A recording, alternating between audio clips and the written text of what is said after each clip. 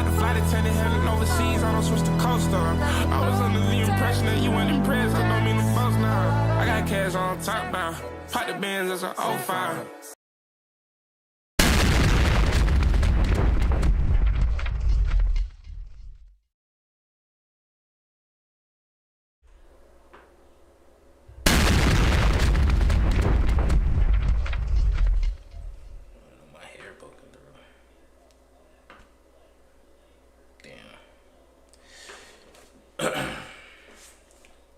What's the battery on this?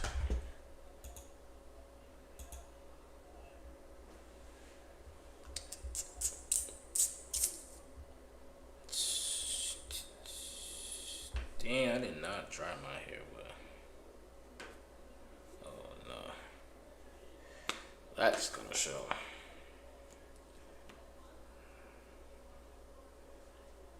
I can't fix it. It don't matter. Should be backwards.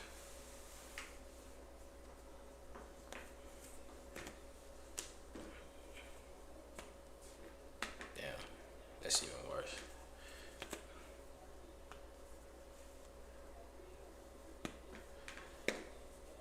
Ooh.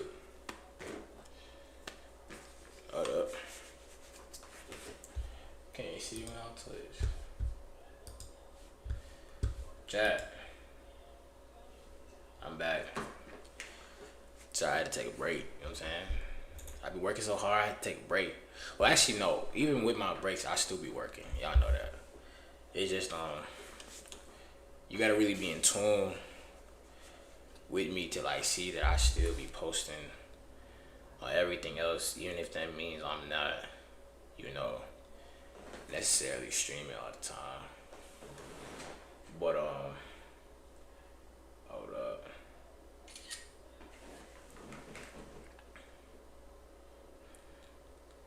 Gotta post on Instagram. But yeah, I don't even know if I can hear me. Hold up. Is that a fly? Bruh. I was supposed to stream yesterday, but like there's a lot of flies here. Bro, I was getting mad. It's that time of weather again. I was getting mad. I hate flies. I hate flies. Hold on.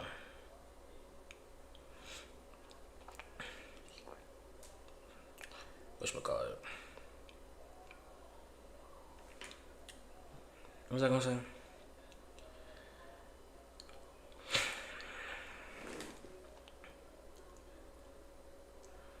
Streamer U News plus other announcements.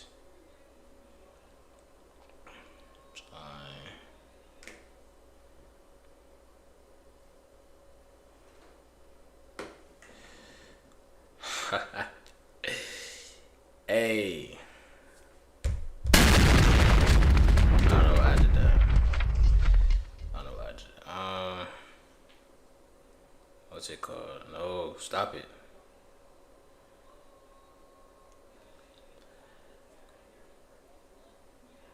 I ain't been on the game in so long, bro. Like, this shit just.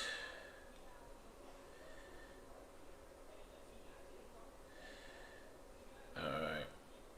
So.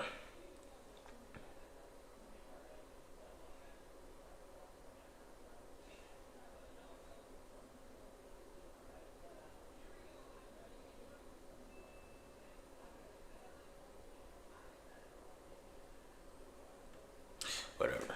So yeah, like I was saying, yeah. Now tomorrow, got a big stream. I need a theme song. I need one bad. So like, I'm gonna just let y'all make one for me because you know I'm not really an artist. So feel me? If you got music, send it in. You got till 6 p.m. tomorrow. Oh, that's what I forgot. That's what I was gonna say.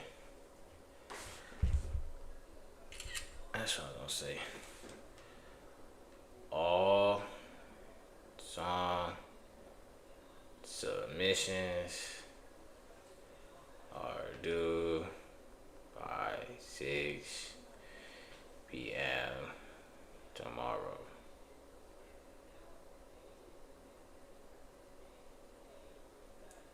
That's what I'm gonna say. So like, if you don't make your you know what I'm saying? Wait.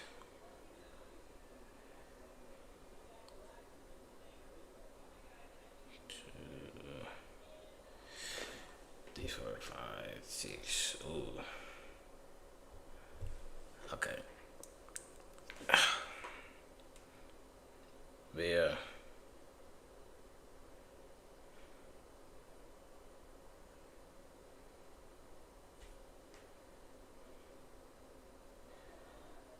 And you're done.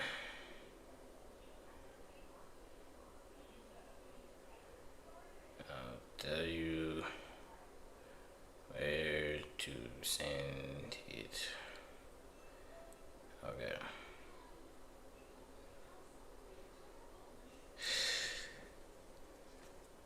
Damn, my nose is.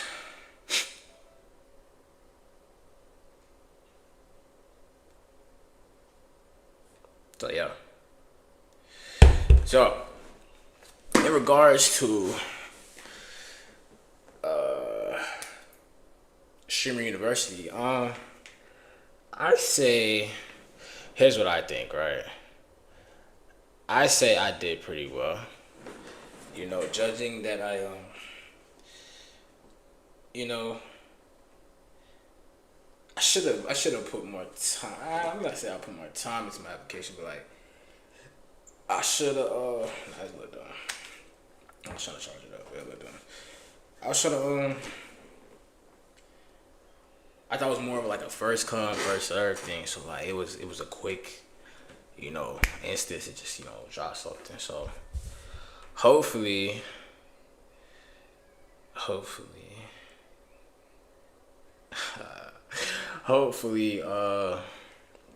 you know, it actually amounts to, you know, us getting that. I don't know. My chances of getting in, they do got the in-person applications Tuesday. And it's crazy enough, that was one of the colleges I'm looking at. So I don't know if that's the move. I gotta see, but it wouldn't be a bad Beezy, appreciate the likes. It wouldn't be a bad idea to go. What y'all think? Like, if I was to really go to them in-person applications, but it is in Atlanta, I ain't gonna lie. I don't know. Should I go? What y'all think? Should I go to them in-person applications? Cause like I know.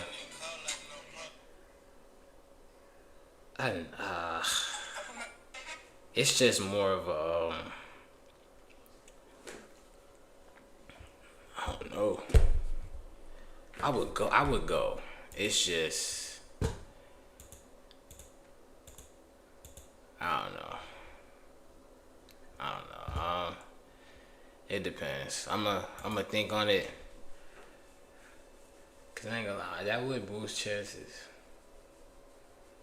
But then we also heading to New York soon, so like I have a lot of stuff lined up, kid. Like, bro, I'm tell you, this summer we finna get active, bro. Like, this summer we finna get active, bro. Everything, cause it's like, gang. But then if Streamer University comes through, I might have to push back. Goddamn, I might have to push back all the stuff I had planned. So I don't know. I genuinely don't know. So I'ma see. It all depends, but I don't know. But there was some more news that we had to see about. Yo, Jay was good. There's more news we had to see about. Yo, Pandas live.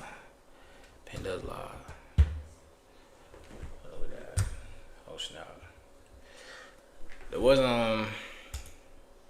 what do we gotta watch? Oh yeah, there actually is. There's a lot on the table today. Y'all are in for a lot of things. I think first though, we might as well just go in order. What's good, gang? What's good?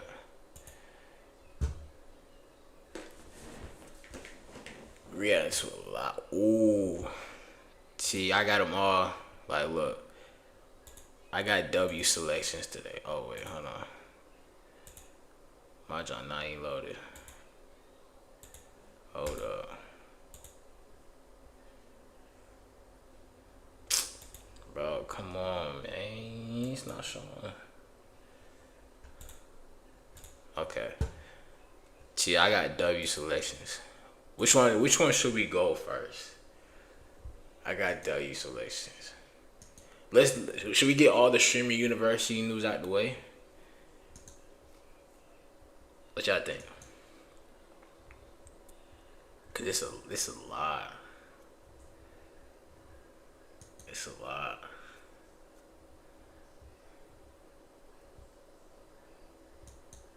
We got plenty of time today too. We might as well just LARPing must be stopped. I gotta see this. I ain't got no food with me. Shit, you see my boy show where alright. We might as well just go in order and then we gonna see. Cause a lot of these look interesting. Hold on. There was a big crowd today on Manhattan. Oh yeah, let's start with this. Hey, New York, I ain't gonna lie. I'm telling y'all, now that New York is gonna be an interesting place for the next couple months. Cause just the Knicks winning the championship alone. I ain't gonna lie, NYPD, you better do something. I ain't gonna lie, bro.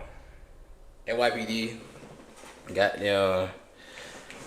all the other niggas like, bro. I seen a dude doing pull-ups on the street, like the street wire. No, what was it called? Who was you going for? I was going for the Knicks. On God, I was going for the Knicks. Hold on. And I got proof too. Hold up. I got proof too. Hold on now. Y'all not finna play me like I was just wait, hold on. I got a preview for next vlog. Let's go to Instagram real quick. I'm gonna prove to y'all I stayed down with the Knicks. Bro. I stayed down with the Knicks. Look at this. I always stay down with the Knicks, bro. I just knew in my heart they was gonna win. Look what I said. Knicks in 5. It's right here. Come on, Knicks in 5. I believed it from the jump. Knicks in You 5. walking too, yeah. Knicks in 5. Knicks in 5. Knicks in 5. Knicks in 5. Knicks in 5. What are you talking about? I ain't gonna lie. What? I lost my voice after that whole thing, though. I ain't gonna lie. That was bad. I was just so like, bro. It was. What did I say?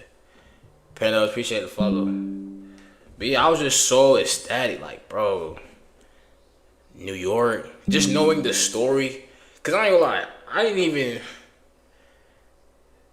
really hop on no bandwagon, cause like, you can just go with any team, but like, bro, just seeing, I ain't gonna lie, OG Anunoby is my second favorite player of all time right now. I ain't gonna lie. Look at that. Man's like, just knowing his background, y'all don't want it bad plus enough. like, Next what's year. really like, Next year, that's not your year. you know, like I don't see myself him, but like he quiet, low key. We both African, like I can relate to like the quietness, not wanting to talk all that. So like he cool. He seemed like a cool cool dude to hoop with, bro. That say was amazing. Cause, bro, I seen the live in the flesh, kid. Come on. Oh my God. Oh! That's clutch. That's That's clutch. Bro. What are you talking about? Yay! That's clutch. Yay! That's clutch, bro. That's clutch. Cause, bro, I'm telling you, and here I just knew he was gonna save the day. I just knew he was gonna save the day right here, man. Like,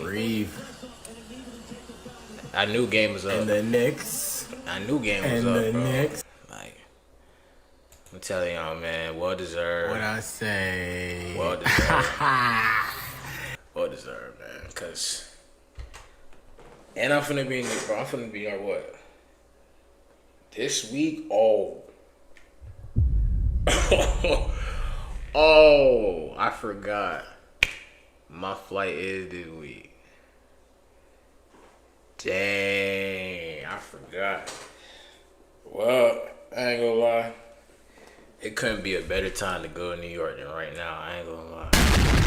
So it's gonna be active, and it's gonna be deep. It's gonna be deep. That's gonna be a good vlog. That's gonna be a good vlog. And also, what's it called? For the main channel, right? This the vlog channel right here. I don't know y'all boys ever seen, but look, toast now. It's a vlog channel right here. We just posted one yesterday, so if you want to keep up, season 2 is up. Make sure y'all boys keep in touch. Got no time to waste while I be running that kick up. Coming soon. Come out the way. What I Coming soon. But yeah. Oh, where's I going? But yeah. What's it called? You going to DreamCon? I'll tap in. Nah, I ain't going to DreamCon. I ain't that big yet. I ain't gonna lie. They don't really know me like that. So one day we gonna be at DreamCon. But we got a long ways to work. We gotta work towards that. So feel me? It's gonna happen Sunday. But yeah. Bye though. So this is what I was talking about. They talking about the streaming university applications exposed to everybody. So let's see what this talking about. Oh wait. Did I see?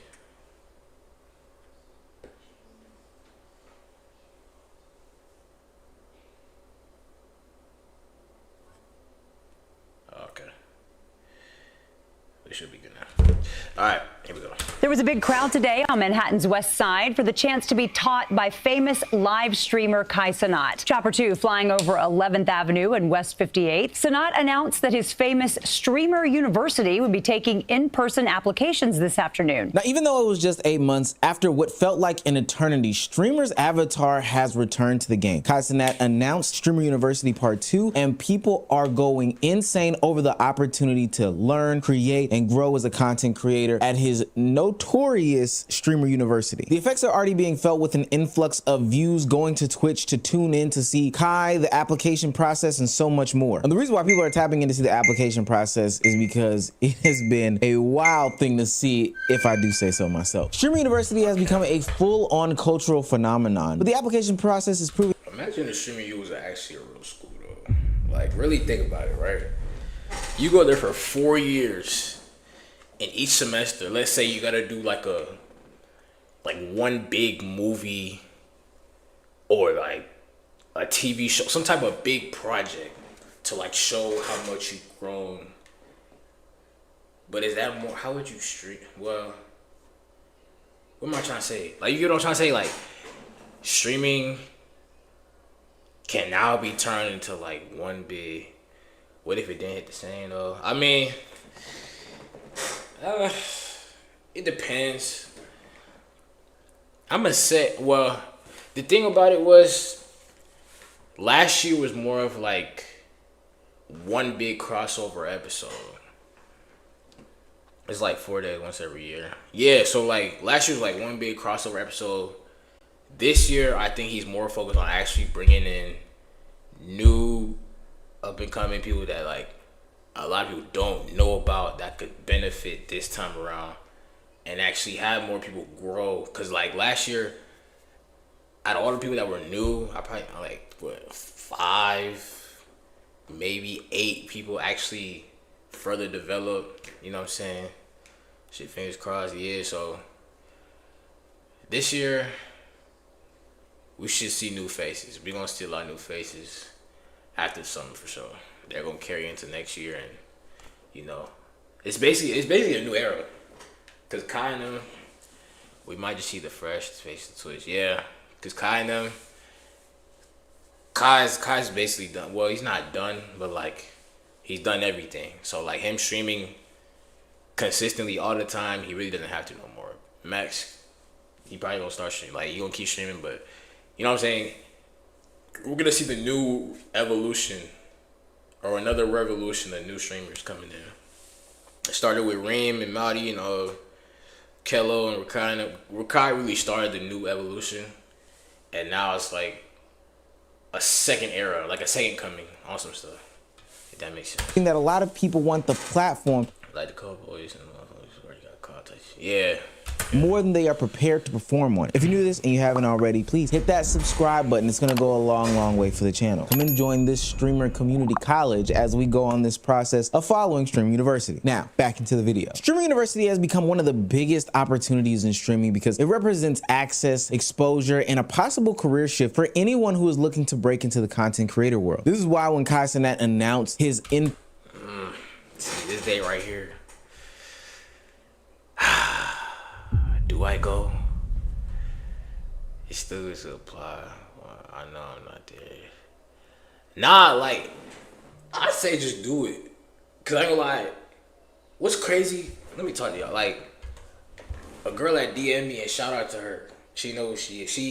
She DM'd me. She's like at first I wasn't going to apply, but then she was like, hey, I think you should apply. Your content is good enough to like, you know, like, I think you get in. And I was like, damn. I never really knew, like, nobody's ever really done that. That's what said the same thing. That's for Jai from Connecticut.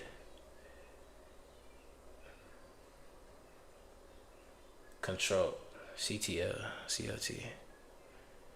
Connecticut? Nah, that day I can't bring eyes like he wants.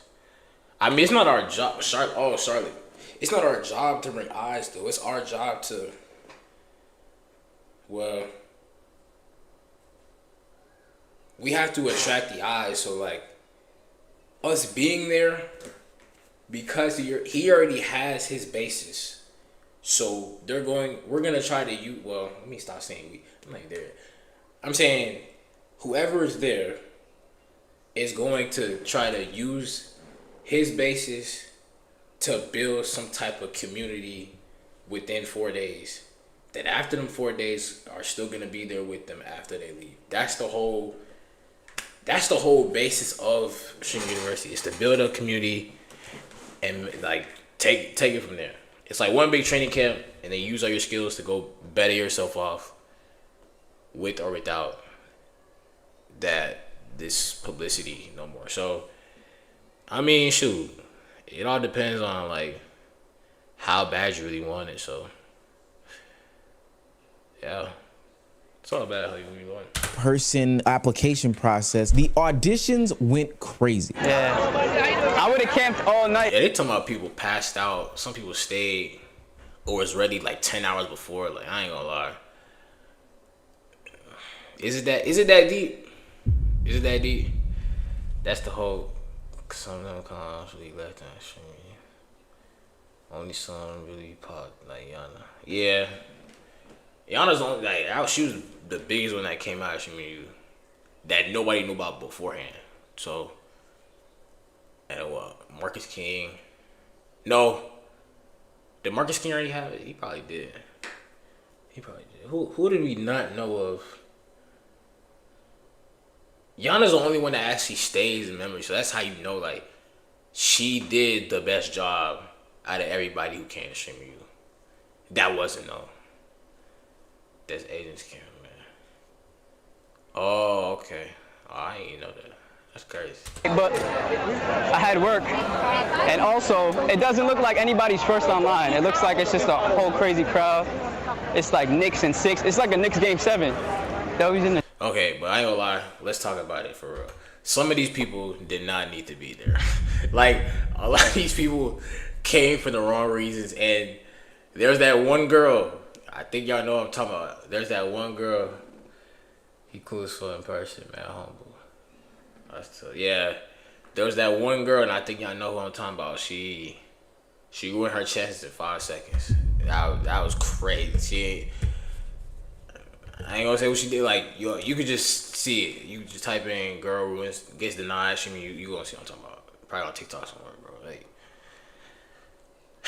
I don't know. That's just crazy to me, bro. Clown her, everything, bro. Chat though. Hey, you're still here, bro. 4 a.m. Cap. Oh.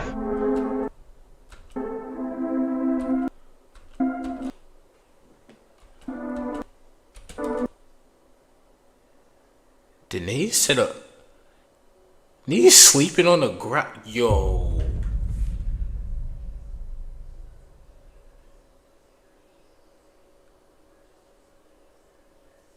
Is this a good idea anymore? Damn, imagine this in Atlanta. I ain't gonna lie. Tent where? Tent where? There's a tent?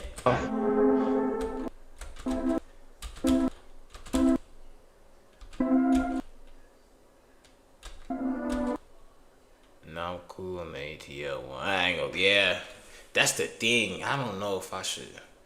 I might go on my story and ask, but I don't know. Nah, 10 is absurd. I ain't gonna lie. That is absurd. That is absurd.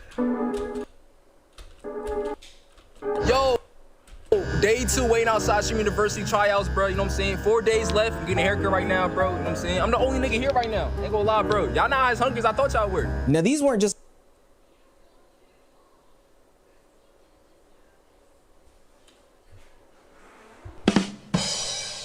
That's crazy.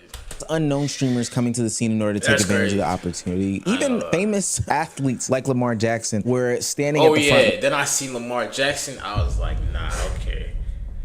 I ain't gonna lie. And he actually got through. I think they let him cut the line, I think. They let him cut the line. So like, if you not known, like that's the I don't know, bro. If you not known, I don't think you getting in.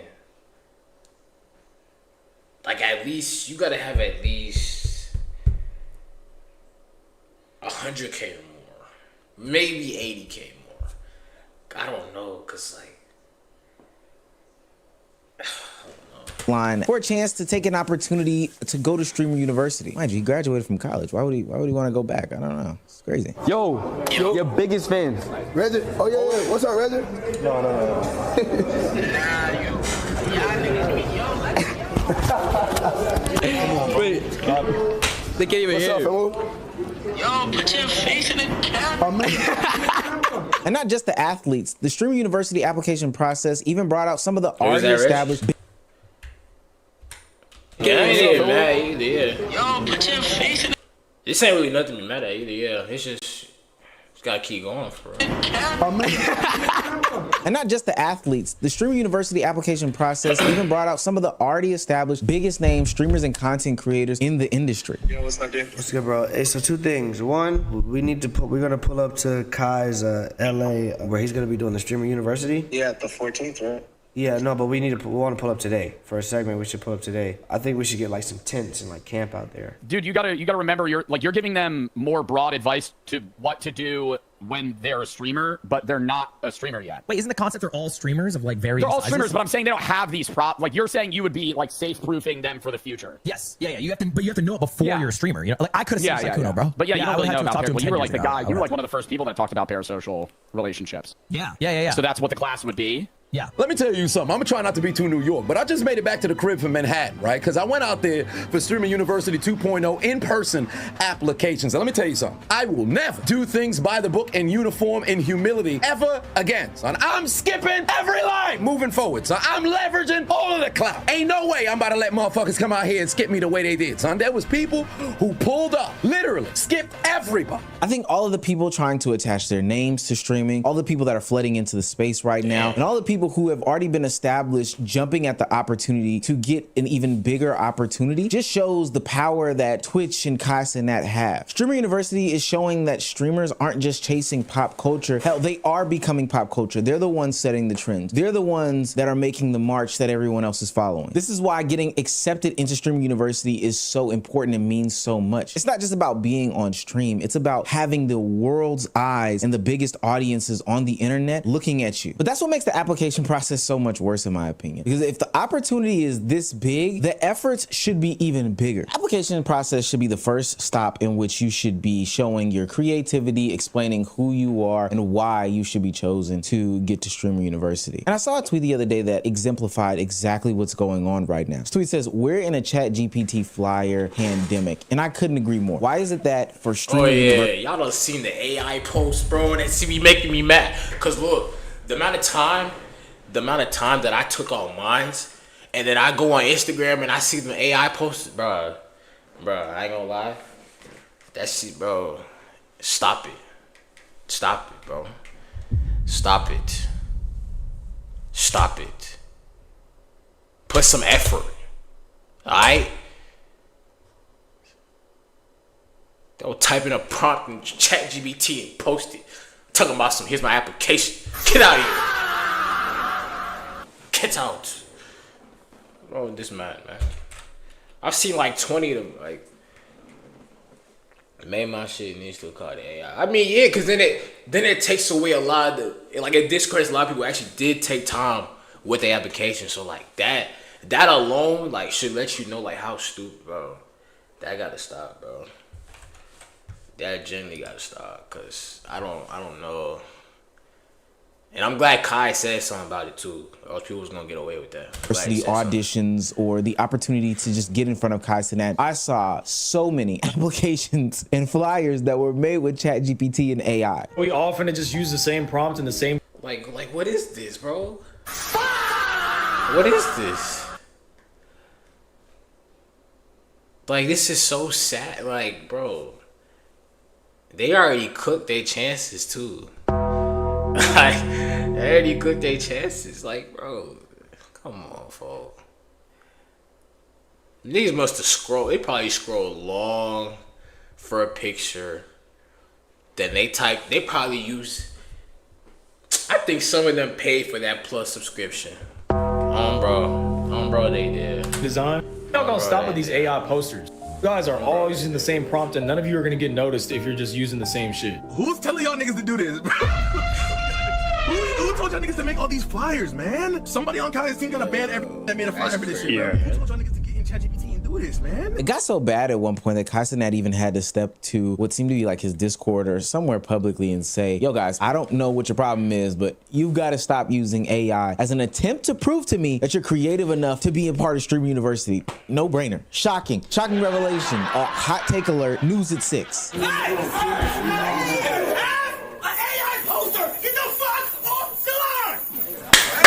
Hey, clap it up. Clap it up. Thank you. Thank you.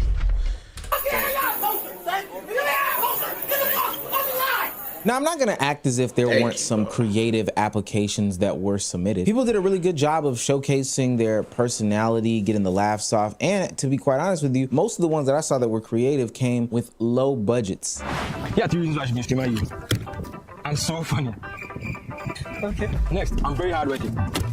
Honestly, I feel like I'm very dedicated with this streaming shit. I try to stream as much as I can with as millions of resources I have. And I do the best of what I have. No, bro, mind you, bro. You know how long this got me? 4 fucking hours. Let me show you something. It took me 5 hours to drive here. I had to stay in some weird ass hotel. I don't know anyone, and I almost got robbed. Hi, my name is Rock Ali, and I deserve a spot at Streamer University 26 because I like to rock the fuck out of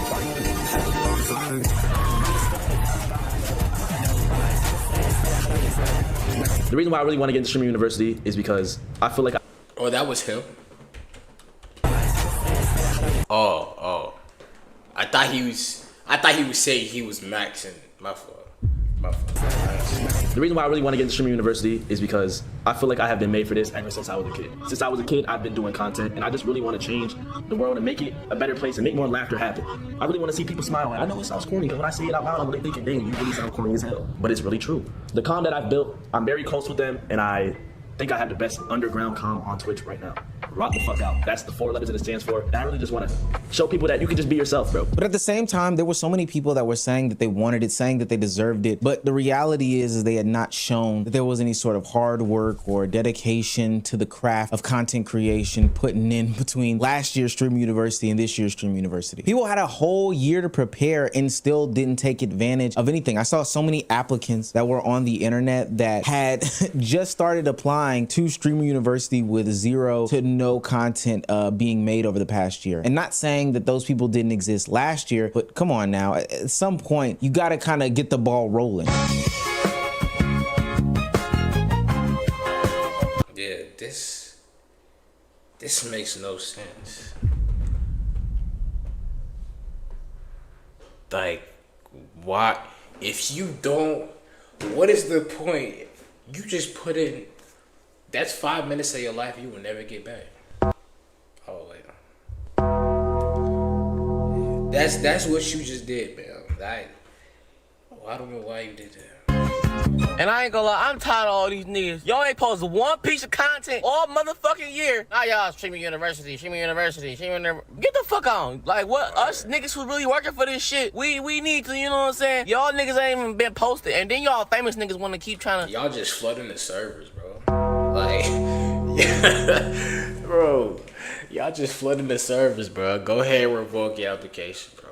Y'all don't even need the fucking publicity. Like, y'all don't need the shit. What the fuck? Please don't drop out for that Streamers University. Please don't quit your main job for Streamers University. Please don't make any rash or premature decisions based on Streamers University, which they don't even have any real decisions on who they're picking yet. And please don't be one of those individuals who have no content up, who can't post shit, and signing up and trying to apply. There's literally no point. I don't know what's worse between those people or these people that are doing these creepily soulless cinematic shots. The reason why I say that is because sometimes in these cinematic videos and applications that these people do, I think that they forget to, you know, let people know what they are, what they do. They just make like some sort of great commercial. It looks pretty, but at the same time, you didn't even tell us who you were at the end of it all. And I think the reason why we're seeing an influx of this type of application video or process coming in is because people think that Stream University is some easy come up, but it's really not. It's a place in space that's supposed to be able to showcase people's potential. But a lot of applicants are proven they only want the spotlight, not the responsibility that comes with it. And then Kai made it even easier. He gave people a chance to show up in person, stand in front of him, and prove that they had something. Somehow, though, they exposed the problem even more. Yeah, this shit ain't lasting. Oh,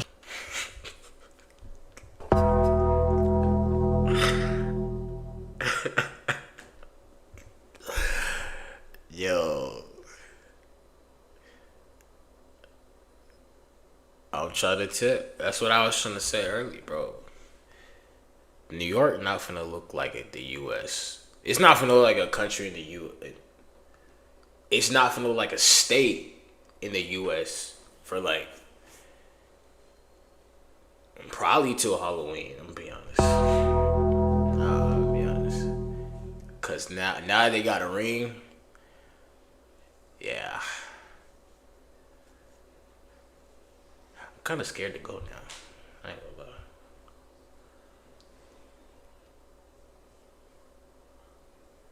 lie. Oh, wow. shit, there's cops. Wait, they're actually like boxing? Yeah. They're like fighting? Yeah, bro. And see, this is why we can't have nice things. You see this? Do you see this? Look at my face. Do you see this? Huh?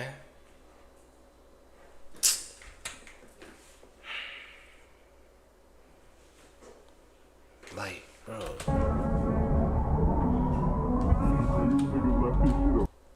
Where did the crate come from? Like, come on. Is that a Nike sock?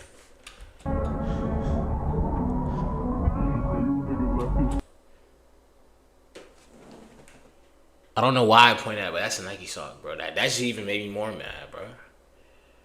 Halloween should be worse? Yeah, probably. Jeez. If you come to Atlanta, you gonna see American Deli everywhere. I'm telling you right now, bro. Like, it's bad.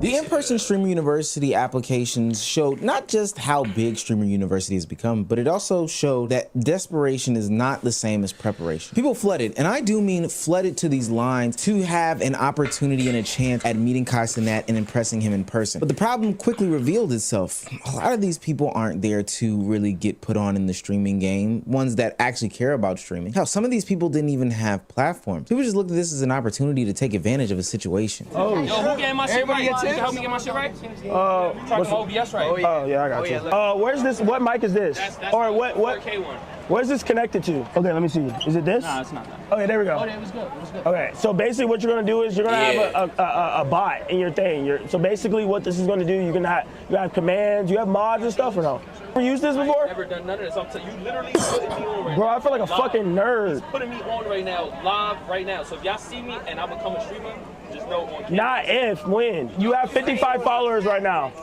Already running. And I do think that's a W on Keneal Joseph's behalf and any other already established streamer or content creator that is going out there to support. You should go there. Bro, it's just, I don't know, network like crazy. I mean, yeah, you right. You right. It's just, I don't even know how I'm going to get there, actually. I got to think about it. It's like I think about it.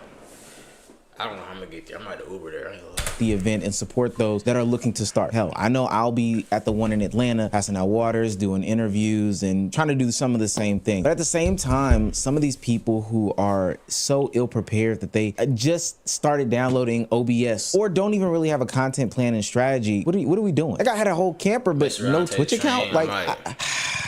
This is what makes the audition so revealing. Kai gave these people the exact thing that they claimed they needed, a chance to be seen. But once they were seen, they still couldn't prove that they were worth watching. Oh my God! Give me. Hey, it's not Tyler Glaze. Yeah, that's the one I was talking about.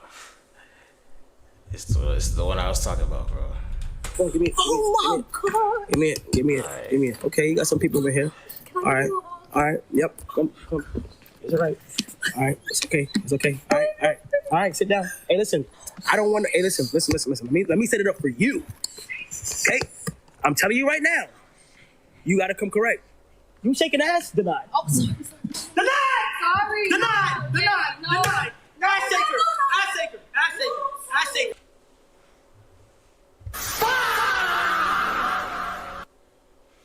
Come on, bro. Come on. Ass shaker. Come on, Ass bro. shaker. Ass shaker. You don't come. 5 seconds is all it took. It's all it took. That's crazy. That's crazy. Condone that. Like, come on, gang. With all due respect, you had the opportunity to line up, wait hours in line to meet Kai Cenat. You were one of the few that actually got. Hey, you know what's crazy? She still gained something from that. As crazy as it sounds, there are those people that, you know what I'm saying, that she gained something from doing that, regardless of what Kai said. That's how easy it is to be a woman these days. Bro, y'all don't, if you understand what I'm trying to say, you understand. But bro, I'm telling you, it's crazy. Got the opportunity to be in front of him. He set up the. Yeah, because think about it. That Kai motion, it's not even Kai alone. Like, because she's a female and what she just did literally gained something right then and there. I'm telling you, we're probably going to see her again. She's probably all over Twitter, bro. Like, come on, bro. Camera for you and everything, and you decided to turn around and give us some sort of half-hearted twerk. You could have at least threw that motherfucker. Your heart ain't even in twerking for real. Why?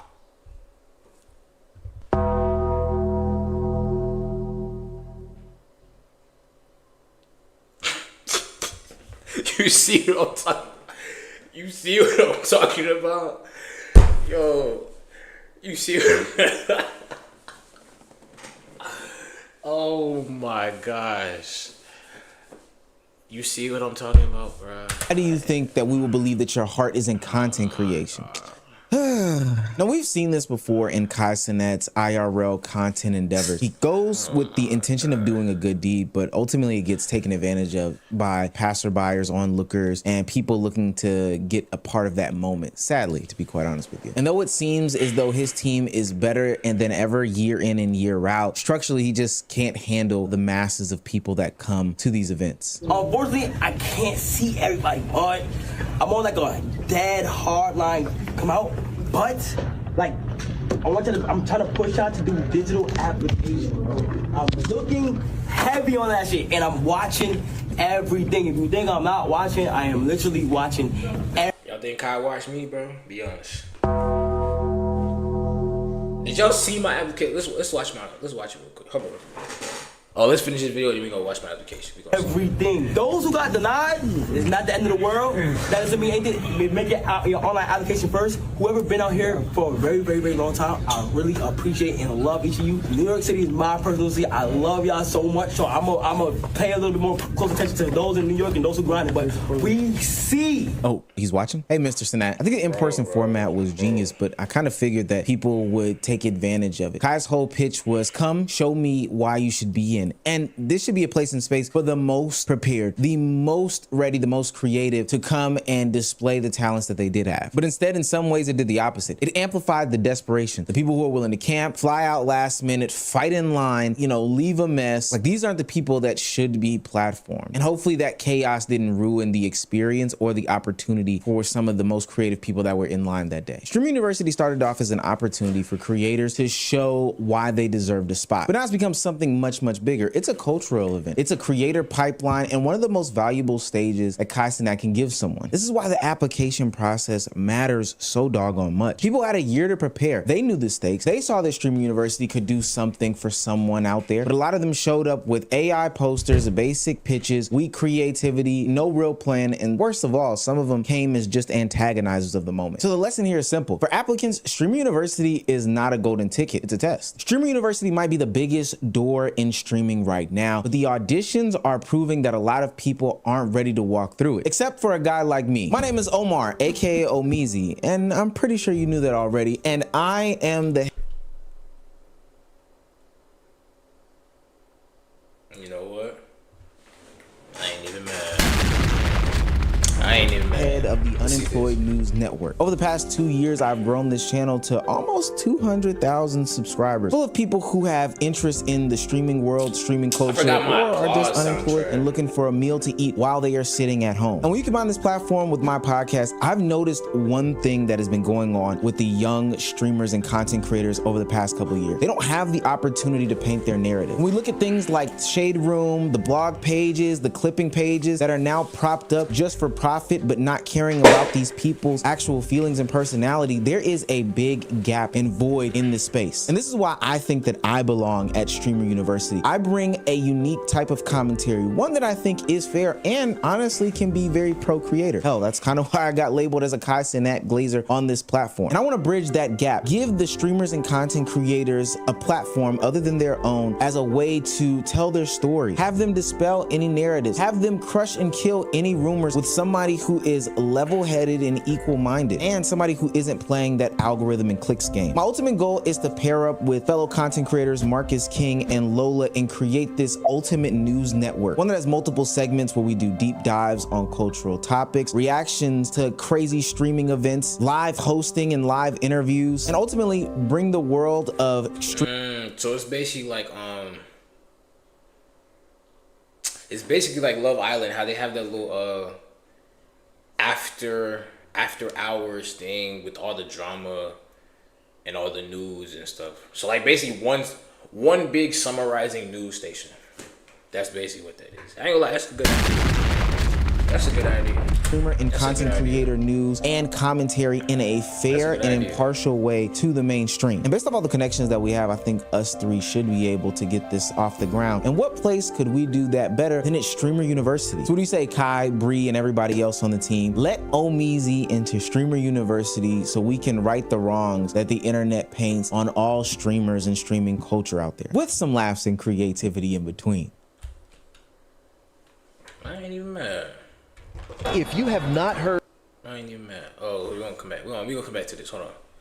I gotta show y'all. My application. Y'all let me know if mine was good. And I kid you not. On everything I love.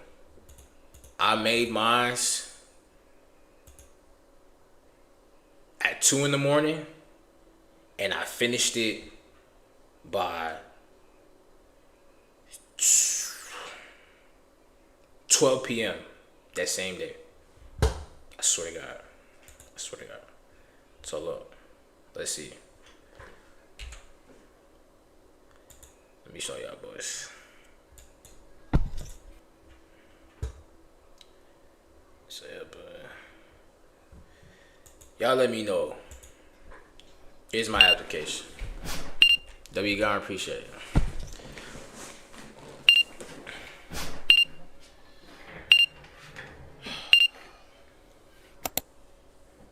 Y'all let me know. Can they see? All right. So this. Look at the time. Right here, 2:12.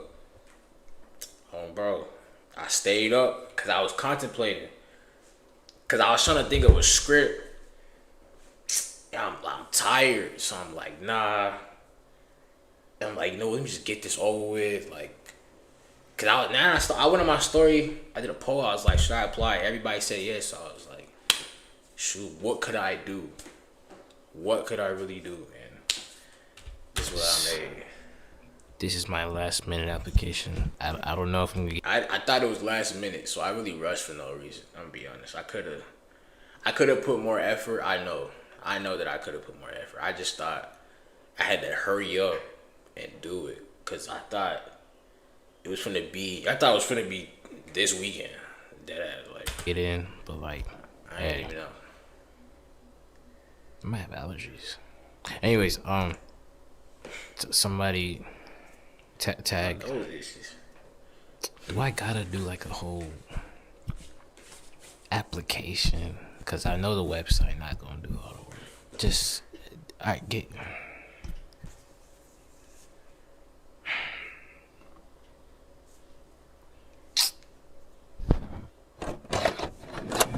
Since 2024 up until now, you're gonna see everything that I've ever done on YouTube. Hold up, just to let y'all know, I'm not lying about nothing. Look, let me go back.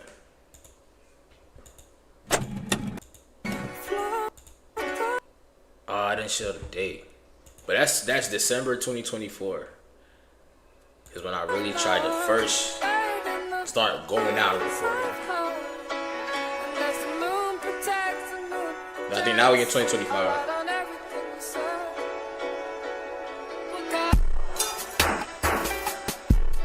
Like, I've been on this, bro. I've been on this. I don't fuck the flight attendant heading overseas. I don't switch the co-stars. I was under the impression that you weren't impressed. I don't mean to boast now. I got cash on top down. Pop the bands as an 05. Bang the bands as some light hours. And the gang up like some night hours. Shawty know it, it's just top 5. Cause she eats thick and she fly private. Damn, that's crazy. Sometimes I like, as I was making this, you know, like for any creators out there, you know how like sometimes you just sit down and look back like 6 months before and you like, dang. Cause then you look at you right now, it's like, bro, life's different. That's how I kept getting that type of feel as I'm doing this. Like, I'm about to apply, stream you, like. I'm trying to show all my love, it's getting tough, I'm switching my times on. I give a fuck who you know, you watching your tone, you speak to the boss now. One question, if the world was ending now, would you hold my hand? If I chose to show you off, would you fuck my friends? Pretty hoes be doing me wrong, I want it again. been on time on the back on folks like where the we stand. I put Balenciaga. I know you're being be too hard on ourselves. We can't be going away fast, cause like I don't know. It's more of like a, and my skill gets better each time. Like the vlogs I'm doing now, I'm telling you, I look at my vlogs now and then I look at my vlogs then, bro. Quality completely different. This was December, bro. This is crazy.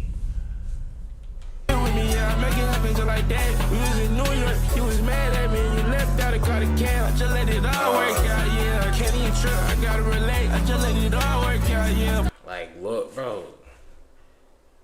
Let me show you, bro. You see? Look, bro. Look at the view, like, bro. Just started, bro. I just let it all. Set up. Which one? The old one or this one? Cause this one's like, you know, the full one. Let me see if it shows. This is like my studio setup, but like in my room, that's how it was trying to do it in my room. This one I appreciate it. I work out, yeah, put the whole team on my fucking back.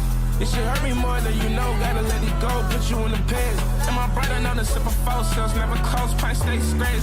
Now We I'm are getting so. that was, I think here starts 2026. And my brother know the sip No, it's still 2025. of false cells. 2026 starts. Never close, price stay scratch. Now I'm getting so as fuck a hoe, I can't even count, can't stay stressed. Woo, woo. Appreciate that, appreciate that. There's 7 billion people in the world. What are the odds that one of me gets in? What are the odds? What are the odds, bro? What are the odds? What are the odds? Oh, let's see. I was gonna retake that. I did everything in one take too. Well, let me stop lying.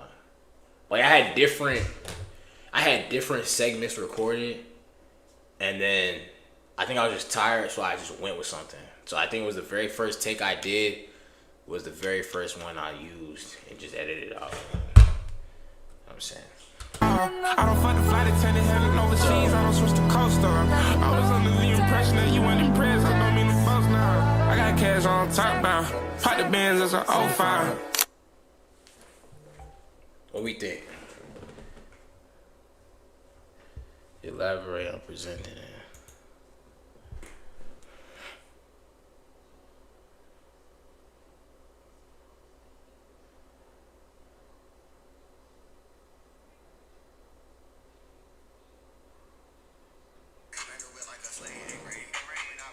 Elaborate on presenting it.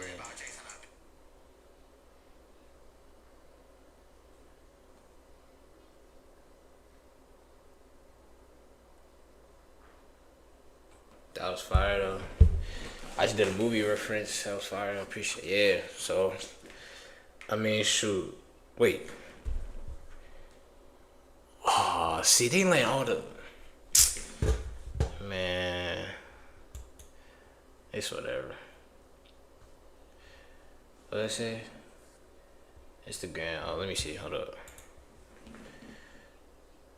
Let me let's see. That's oh, this yours? All right, bet we can watch. Hold on, let's watch it real quick. Hold on. How do I full screen? I can't full screen. Oh, I'm probably on this stuff.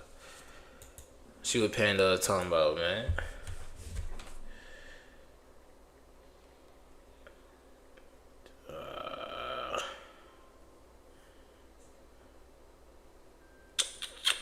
All right, let's see.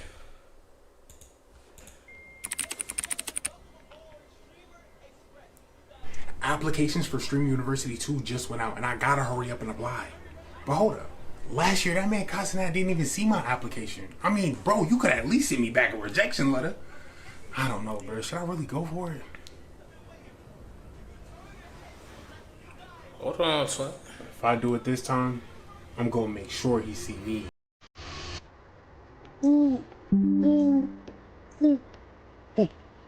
Hey, Mr. Owl, look. I know this not Harry Potter like the movies, but I need a favor. Look, I need you to deliver this application to kwazi for Streamer University too. Could you do that for me, please?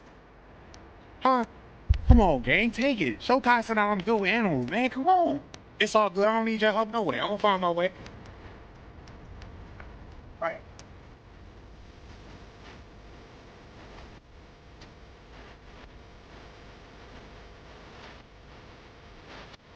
Can't full screen it.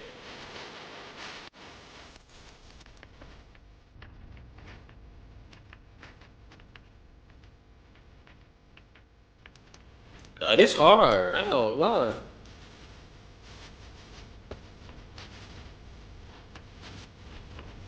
Nah, you warmed up me for sure.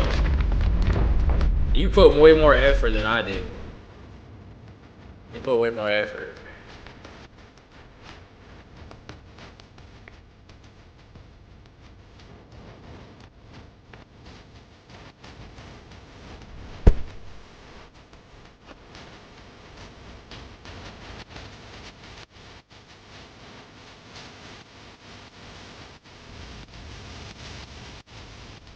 I finally made it to Streamer University.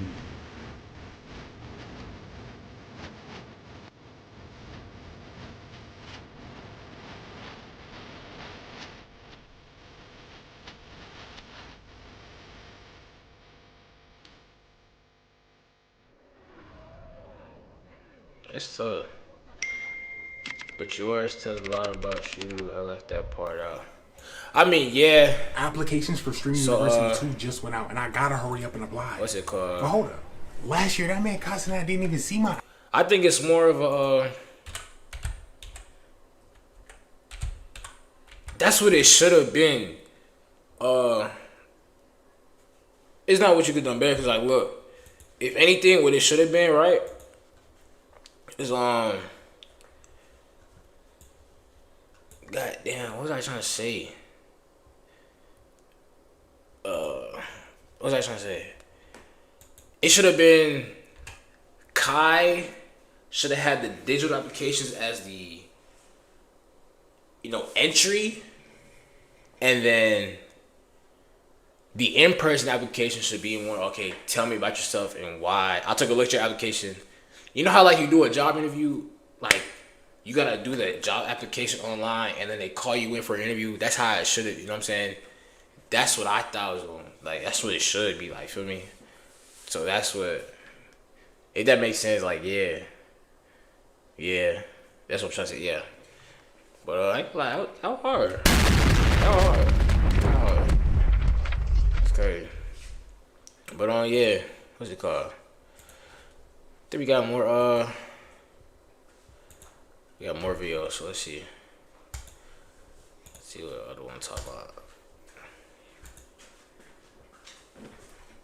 That would have been better, yeah. Should have been.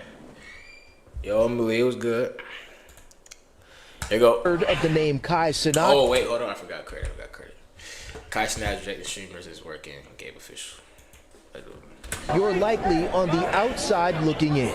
And that's exactly the situation a few hundred aspiring influencers found themselves in Friday afternoon. A couple of them even passing out in the intense heat, trying to gain admission to the internationally famous YouTuber's annual Streamer University. Last night, grown men slept on a Manhattan sidewalk. By sunrise, people were fighting. By noon, NYPD had the whole block barricaded. The man who caused all of this, he was upstairs, in the window, just posing. You could just feel the aura through the screen. Nobody was handing out money. There was no concert. People lined up overnight for a job interview where most of them got rejected in their face. And by the end of this video, you're gonna understand why each and every one of those rejections made kwazi richer. Because what happened in New York City today wasn't just an audition, it was a product launch. Quick context so we're all on the same page, because this moves fast. On Monday, June 8th, kwazi announces Streamer University is back for 2026. He got his Harry Potter style trailer going on, the whole cinematic rollout. This is his first big move after months of not streaming. Streamer University isn't just just an event. It's KaiSenet's comeback vehicle. Last year's Streamer University, over 1 million applications worldwide, and only 120 people made it. As you guys heard in my last video, those odds are worse than Harvard University. But it worked. People like Arky, he went from a phase videographer to a full-time streamer just off that exposure. But here's the 2026 twist, and this is the move. In-person applications. 3 cities: New York, June 12th, LA, June 14th, Atlanta, June 16th. You don't fill out a form. You walk into KaiSenet's office, a full set with desk, the Streamer University flags, the stamps, and you get to pitch to him face to face, on camera, on stream. New York went first, and of course, New York did New York things. People camped out overnight. Fight broke out in line even before the doors opened, and that's why NYPD had to pull up. Nino Pade was out here feeding people. It was— oh yeah, hold on, W Nino Pade, cause I seen it. Bro was feeding the dudes in line with water and chopped cheeses. That's some real. Hey, he real for that. He real for that, bro. That's why he one of my favorite rappers, bro. Or favorite artists. He my top 5 for sure. Looking like a straight black party. The city once again got shut down for a streamer, not a rapper, not an athlete. Lamar Jackson, NFL MVP Lamar Jackson, he pulled up into the building. Think about that for 1 second. An NFL franchise quarterback came into a streamer's casting call. That's where the— wait, Lamar, you make this much effort for streaming, but I don't see this much effort from my Ravens. I think we got our priorities messed up, buddy. But hey, I ain't gonna lie. If I was him, he probably gave up. Because it's been 10 years and we still not got no ring. We still don't got no ring, bro. This the year. Facts. This the year. It's the year. Told you Zach in 2026. If you watched my video before when we spoke about Kai's pivot from streamer to mogul, then you know this is exactly what I told you was coming. That line outside, that isn't a story. The story's what happened at the desk. So you finally get inside and you in front of KaiSenet. He's got on the Streamer University jacket with the stamps on, the whole principal type of interview setup, and this is where it gets wild. Nina Lin gets to the desk, she misspells it, denied. That clip gets over 1 million views in just 6 hours. I spent 36 hours editing it. I don't give a flying. Right, yeah, fuck that. Yeah, no, who cares? Yeah, fuck that. I don't even think you spelled Chinese right. Chinese? You didn't spell Chinese right. Well, actually, I say Mandarin. I don't really say Chinese, though. You put C-H-I-E-S-E? Oh, no, I write a script. No, you can't do this to me. No, wait, hold on. You can't fucking spell. Well, I could write in Chinese. I could write it, no. She was gonna be a professor? Oh, no. Nah, we can't have that. She gonna get the whole thing canceled. I ain't gonna lie. We can't have that. Oh. Canal Joseph walks in. I looks at him and denies him on sight. You got a TV, you getting money. Okay. How you doing? Pass down. I'm not here to play with you, nigga. It's not casting that nigga, it's team for that, nigga. Okay. I've been watching you. Yes, sir. All night, you know. I've been seeing you, structure shit outside. That's why I make sure you come in the front. Yes, sir. Hey, that don't mean shit. Okay. Bro, I just feel like I got a lot of good ideas. I'm gonna be honest. Be honest. You was an ass dean last year, okay? No, okay, no.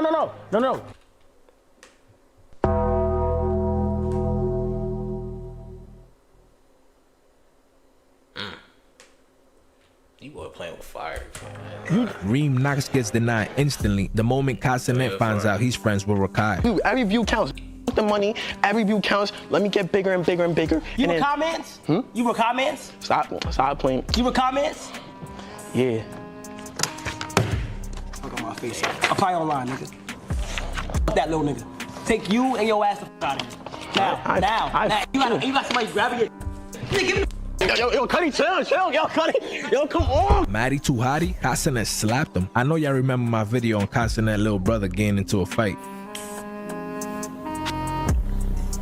Look. I know me and your brother, whatever, that was a little love taps and shit. Don't. Oh, you did smack my brother. Oh my fucking God, I forgot. Look, that was a little love taps, I think. But, come on, man. We from Brooklyn. So let me smack you.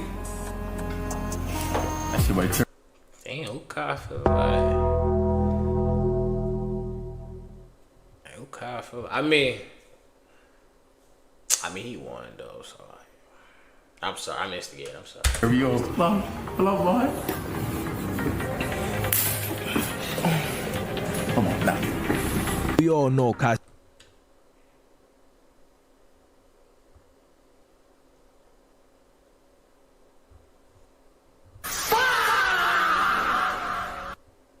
I didn't know he was actually gonna do it.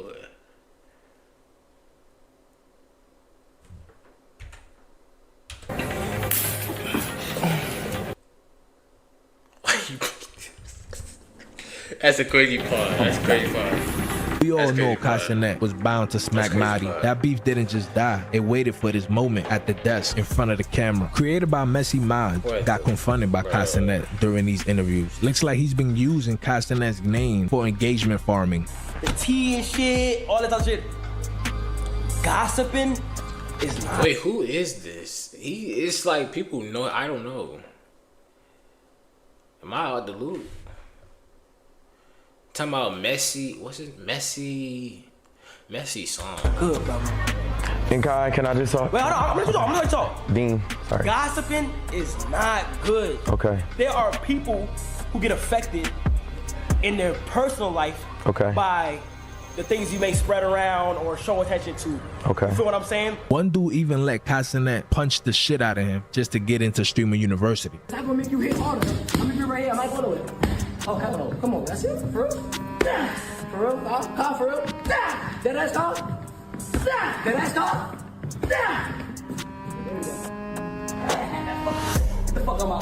So now you're watching all this and you're thinking, this is chaos. This looks like just Kwazi clowning everybody for content. But no, I want you guys to look closer. Every denial has a reason, and the reasons are the whole game. Time for the blueprint. This is where we stop watching the drama and start reading the system. 3 layers to this. Layer 1, Kwazi inverted the cost of marketing. American Idol figured this out 20 years ago. The highest rated episodes were never the finals. It was the auditions. Simon rejecting people, that was the show. The cruelty, the surprises, the sob stories, the funnel was the product. But here's where Kwazi went past American Idol. American Idol actually paid for the camera crews, the setup, the producers, the editors. Kwazi applicants, they are the camera crew. Mad Manny filmed his own interview in first person and posted it himself.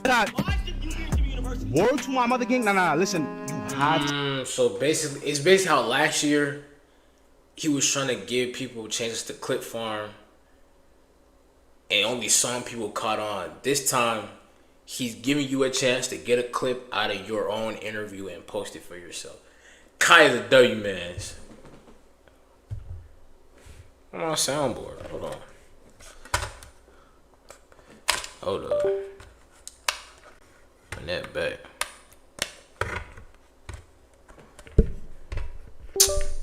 Damn. Guy's a W, man. That's a W, man. They put me in Streamer University. Gang, I don't even know what to say. Yo, gang, word to my mother, bro. I've been watching you since Facebook, gang. Since Facebook, gang. Yo, that was good. Favorite skit? Follow. Oh my God, I go lie. I don't know if you Jack. I don't want to say that, but you and Braun Suman when y'all used to collab. What's your favorite skit? Everything is in my brain right now, Kai. Listen. Oh, I love you! Yo, listen. I go lie. I can't think on the top of my head. I watched all your videos. I swear to God, I seen this. You be reacting to viewer songs. Yeah, not today though, but I am doing an event tomorrow. I need a theme song or some type of anthem. So if you can make a song by 6 p.m. tomorrow and send it to me and DM me on Instagram and figure out how to send it to me, I'll play your song on stream. I need my own anthem though. I need like a song for me. I can't do that still. Let's do that fast. Damn.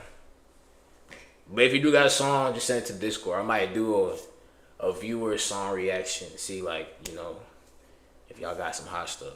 Feel me? Go from beginning. The reason why I need to be in Streamer University, yo, bro, I think outside of the box. I am literally a person made for content, gang. Content is me. I've been making content before I even started picking up a camera. Let me tell you something right now, though. I'm gonna show you something that you have never seen before. Nobody in this entire line, nobody in this entire... This. Do you have medical Relax. Relax. Relax. Relax. Kai, this is a baby snap. I was gonna bring the big one. You need to put me in Streamer University. You need to put me in Streamer University. Kai. Yes. No. You know what's crazy? I don't know if you could keep it. This was a gift to you. Why would you give me a snake? Yo, nigga? gang, I need to be. I'm obviously Gryffindor, nigga. You trying to be Slytherin? Snake. Okay, I've never seen this. Gang, nobody else is gonna do this, gang. I need to be in Streamer University, bro. No. Stay in touch. Stay in touch is not a guarantee, nor is it a denial. But I'm watching you, my boy. Do you apply a line? Every clip channel, they're cutting it up and distributing all of this content for free because it prints engagement. Castanet produced 1 day of sitting at a desk, and the internet manufactured hundreds of videos around him. Run the numbers from today alone. The Nina clip, 1 million views. Canal, almost at 1 million. Dez, 300,000. Boxing glove video, 300,000. That's millions of impressions in hours. That's elite marketing too. And I ain't even peeped till he said something. That's crazy. I'm saying, bro, people be laughing at streaming content. Bro, this is really like art, like an art form. And your mind has to be so creative and so tapped in for you to actually know how deep this get, bro. Even just recording a vlog or like streaming or even just making a video, bro, there's so much planning, setup, order, like everything has to fit in order for things to look neat, bro. I'm telling you, bro, people be disrespecting content creators, bro. I'm telling you, bro, it's way deeper. It's way deeper than you think. And Castanet team didn't edit a single video. The audition is the product. The rejection is the marketing. And the marketing is free. Layer 2. The denials are public loyalty code. Look at who got denied and why. Canal for disrespecting him. Reem being friends with Rakai. Madi had a fight with his little brother. None of those denials were about streaming talent. They were about loyalty. Castanet used this casting call to publicly enforce the rules of his ecosystem. Who's in, who's out, and what gets you blacklisted. That's not petty, that's governance. A normal CEO sends a cease and desist. Castanet just stamps deny on camera, and the whole internet learns the rule in that one clip. Layer 3, scarcity. 1 million applicants. Yo, buddy, hey, buddy here spit. He's pointing out things I did not think. Wow, that's crazy. That's crazy. So like no fighting. No, okay.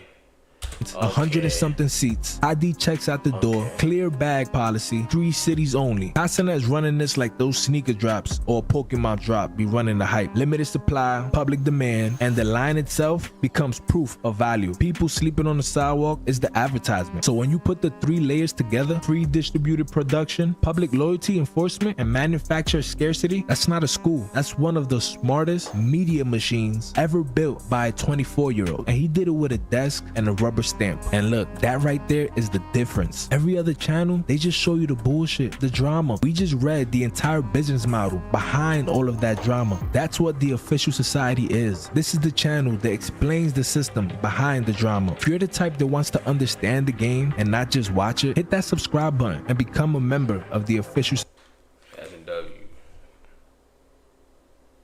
that's not society. Let the drama farm channels have the clips. We got the blueprint. Now, the moment that everybody scrolled past, after the auditions, Castanet came out and gave a speech to everybody, including the people that got rejected. And inside that speech, he told you exactly what to do to get accepted. Listen to what he said. My biggest advice for y'all right now in this space, y'all gonna have to be the most consistent, the most creative as possible. I'm looking at consistency. I'm looking at y'all energy. I'm looking at what y'all trying to bring to the table. I'm literally hawking Twitch, YouTube, whatever it is. I'm watching everybody. So I'm making sure I'm watching it. But I wish I could sit here and see everybody one by one. But I appreciate everybody for being patient and staying here. And also, it's my first successful event in New York that I didn't get.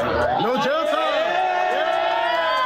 And whether you get denied or accepted is not the fucking end of the world. I'm looking for consistency. I'm looking at your energy. What are y'all trying to bring to the table? And then whether you get denied or accept it, it's not the end of the world. That's facts, bro. He said it out loud. Consistency, energy, creativity, not followers, not clout, not who you know. And actually, today proved that who you know can actually get you denied. And I'm gonna keep it a buck with y'all. I got skin in this game. My own Streamer University application is already live on this channel. Yeah, uncomplied. I'm getting older, managing my 9 to 5 by day, building this channel by night. So I walked into the application with one message. It's never too late, and experience is the cheat code. Because everything I just broke down, consistency, energy, creativity, it's just not Kasinet's blueprint for Streamer University. It's the blueprint for anybody trying to make it in this space. The kids who camped out on 11th Ave understood something that the people that's laughing at them clearly don't understand. Showing up is the application. Here's where this goes next. Because New York City was only round 1. Dang, he right, bro. I gotta go. How am I gonna get there? That's the thing. Damn. I don't know. My mom gonna take me, bro.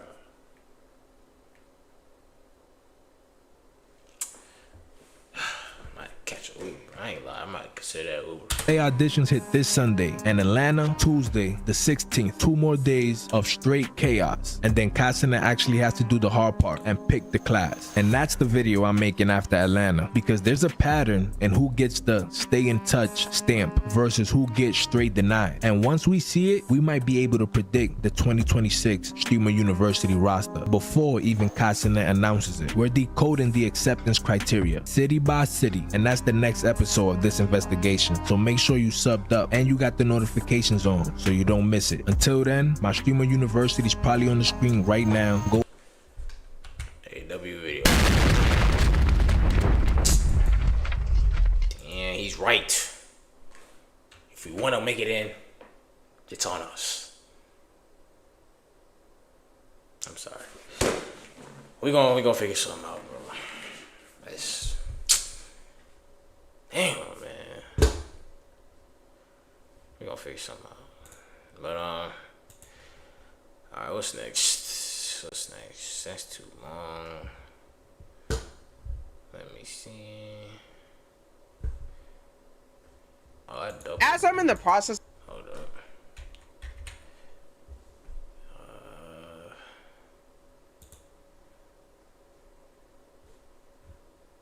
Okay.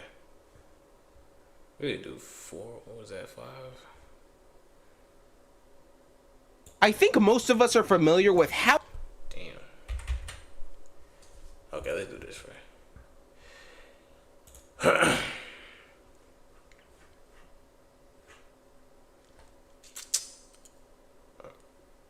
Where's the oh, I'm stupid. Alrighty.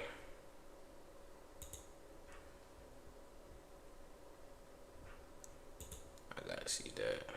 What? That's crazy. Alright. Tired of the video. My bro Scepter, man. Been running it up. I think you just hit 20K. Congrats, my boy. And title of it is The Art of All-Nighters. I ain't gonna lie. I've been pulling a lot of those the last 3 weeks. Ever since I graduated high school, like, I really don't have to wake up early no more, for real. So, like, I'm dead ass a night owl. It's not healthy. So, like, I gotta get back in the gym to, like, you know, weigh out, you know, my sleep schedule and, like, still keep myself fit. So, let's see.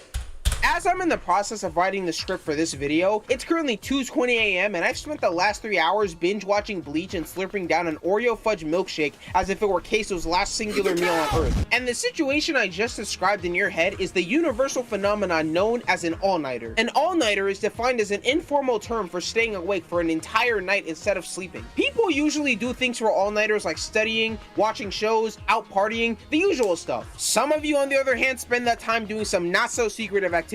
It's alright, bro. We see the bottle of lotion and tissues on your desk. That's enough for today. Everyone at some point in their lives has pulled an all-nighter before. Yes, I'm talking to you. I know for a fact you're watching this video. I pulled one last night. What would that? I didn't see that. It was Scario 2. Appreciate the follow. Hi, man. It was good. I don't know what that means. Alright, here we go. Looney Tunes Golden Collection Volume 3. I don't know what that means, man.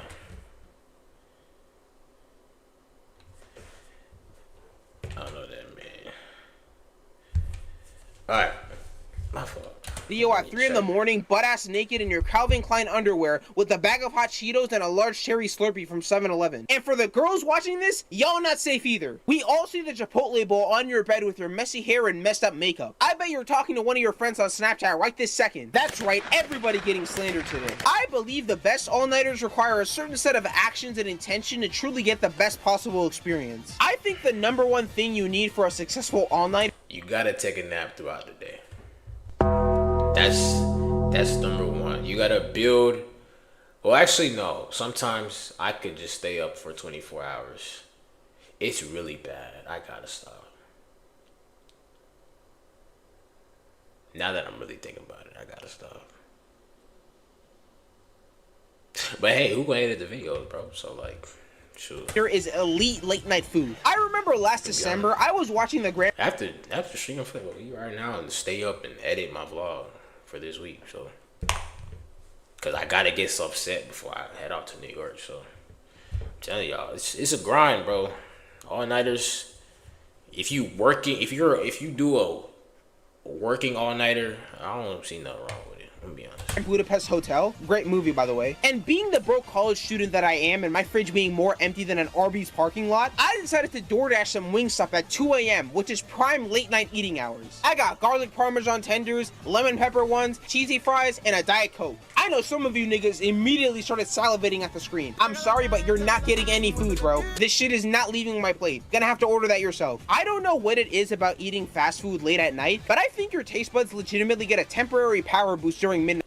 I be too disciplined. There was one time, I ain't gonna lie, I think just last week, cause what, the NBA Finals was going on. I was this close to DoorDashing food, and I said, nah, let me make some popcorn instead. Like the clap, I don't have the clap, but bro, the discipline you gotta have, bro.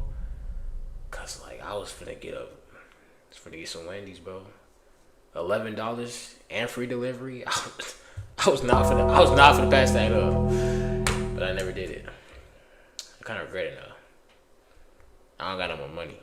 I got $10 in cash. That's it. It get rough, bro. Night hours. All-nighters are not only spent for binge watching shows or anime though. Most people pull all-nighters to mainly study for some important tests that they have the next day. I find it so funny just how often people will literally do anything in their power to try and pull off an all-nighter for a test that they literally had weeks to study for. I think it may be a Gen Z thing, but I swear a lot of people I knew would always procrastinate till the last minute to study for some important test they had. Even the smartest kids in the grade were Cause like you just stop caring about school after a while. Especially senior year. I think once March to like beginning of April hit, kid, I ain't gonna lie, I gave up. I was looking for being real. The absolute chokehold Coco has on the corners. I don't know what you talking about, kid. Studying the last few hours before a test or big project was due. When it comes to pulling all-nighters for something like a test, your #1 asset to really get the most out of it is some super high caffeine drink to keep you awake and attentive during the night. Now, personally, I don't usually consume energy drinks or coffee like that. Yes, I know, glaze me. I always got concerned that I would get super addicted to caffeine if I ever started regularly drinking it at some point, but even I have to admit these types of drinks are some of the most essential parts of pulling off an all-nighter. The only energy drink I've consumed a few times here and there is Celsius, which actually tastes pretty good for how low calorie it is. Also, Arctic Vibe is the best flavor by far. I do not care what anyone else says. Another thing you need to complete a successful all-nighter for a test is the right music selection. Now, I'm a very big hip Facts. Well, actually, no, it depends. Cause like, if I'm editing a video, I'm not listening to nothing else.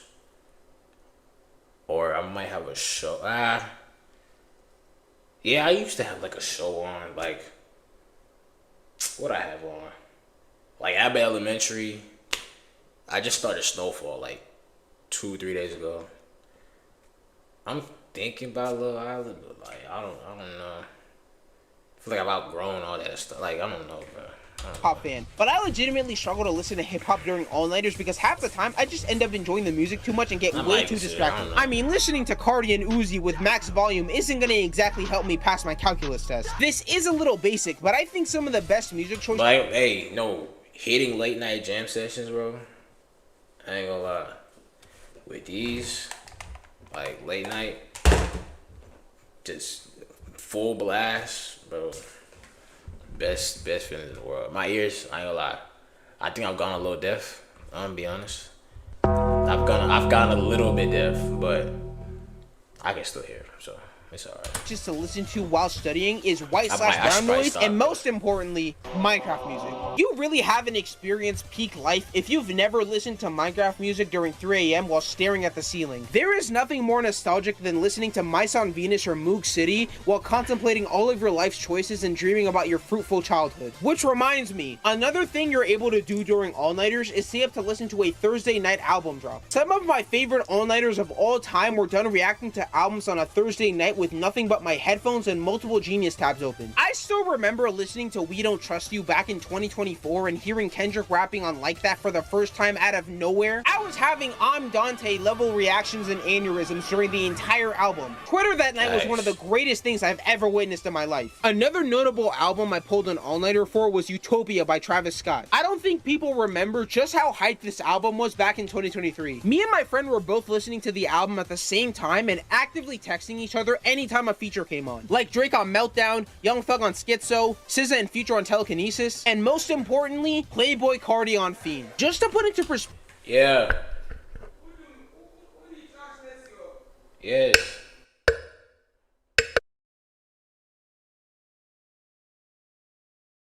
The impact of this feature, Cardi, being the nonchalant, mysterious ore farmer that he is, was literally MIA for 3 years straight and was only dropping random IG photos with no hints whatsoever towards the new album. So y'all can hear.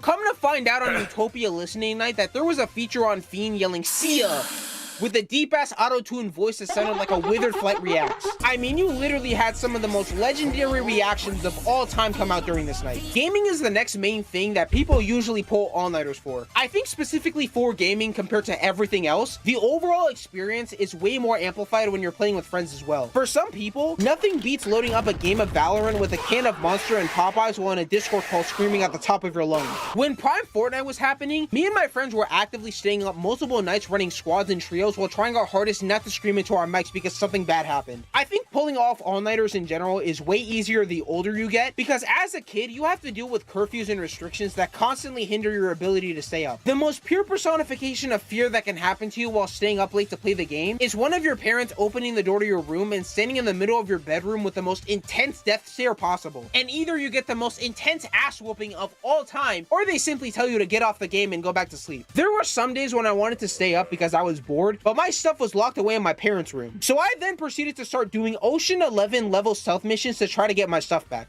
They took that tablet kid. Hey boy, I was doing everything in my power to get that bitch back, bro. I was trying to play FIFA Mobile like late at night, it's like 12 in the morning, bro. Kept catching my, taking my, I get that bitch. Cause it was like I had a curfew to give back all my electronics at like 8 p.m. or so. Cause I had school, bro. I'm telling you, bro.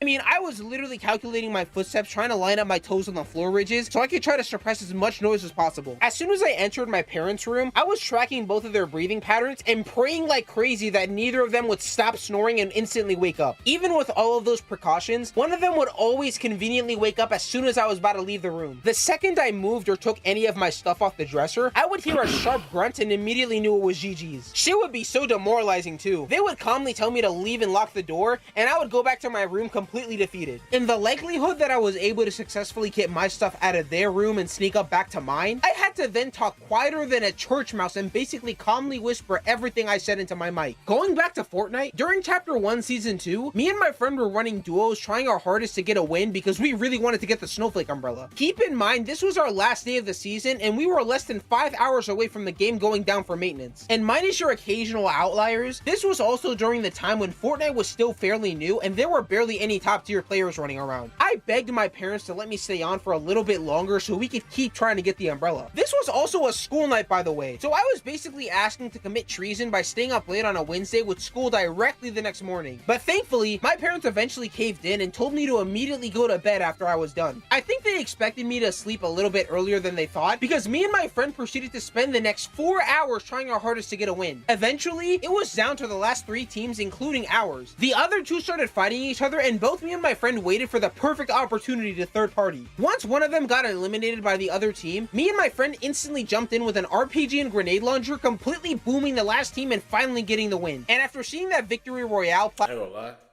I want to do a stream where I do a full squad setup and like try to catch a dub. I'm gonna give me a squad.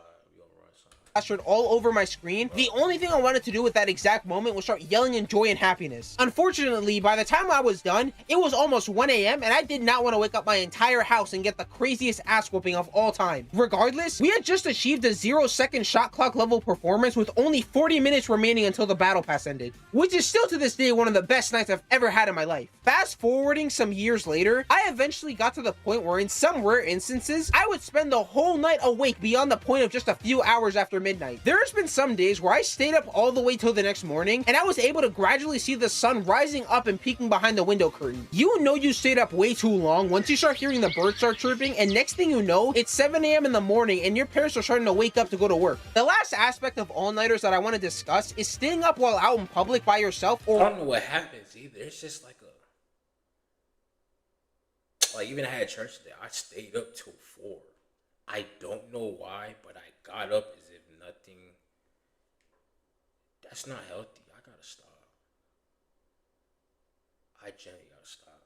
with friends. This one I have some recent experience with because being a college student, you go to an average of like 3 parties a semester, assuming you don't spend every single day cooped up inside your dorm like a Reddit mod. I think hangouts in general most of the time eventually become all-nighters because the average college student's sleep schedule is already so cooked, it's a miracle that some people get more than 5 hours of sleep on certain days. It also depends on the major in general. For instance, damn, that means I'm fried. I don't even get 5 hours of sleep. I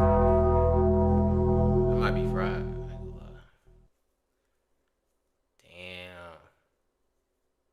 Shit, good thing I ain't living on campus. an engineering major during his 3rd year is going to be in eternal suffering and agony and has to constantly stay up just to study. Meanwhile, a business major is skipping down the park blasting happy music while having the jolliest smile on his face. Now, I personally don't drink, so during my first college party, I was so thirsty the entire time that my throat basically sounded like a dried up raisin and I was incapable of talking without my throat shriveling up entirely. Eventually, me and the friend that I came with decided to leave, and being super hungry, stopped by In-N-Out on the way home. If you haven't eaten an In-N-Out burger and animal style fries at 1 in the morning with friends, you have been severely missing out. Genuinely a top 5 experience of all time. Anyways, that's all I got for today. Let me know some of your own all-nighter / overnight experience. Like I said, after I get off stream, I'm finna pull my own all-nighter. Like I gotta get videos done and stuff. Like, bro, oh my god, there's no way that video was not showing this entire time.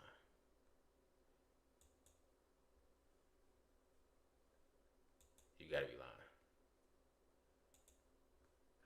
Or am I bugging? Am I bugging?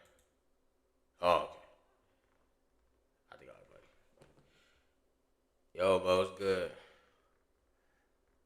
I hope it was showing. If it wasn't showing, bro, I might actually be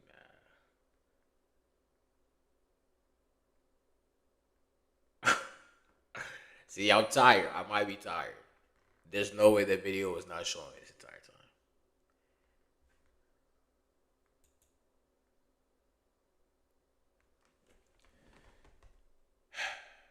It's okay. It's okay. We still got 3 more. It's alright.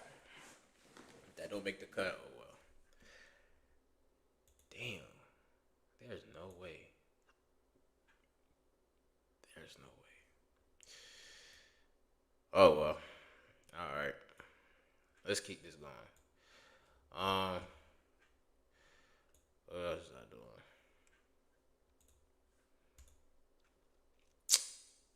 Bro, what is this long ass message?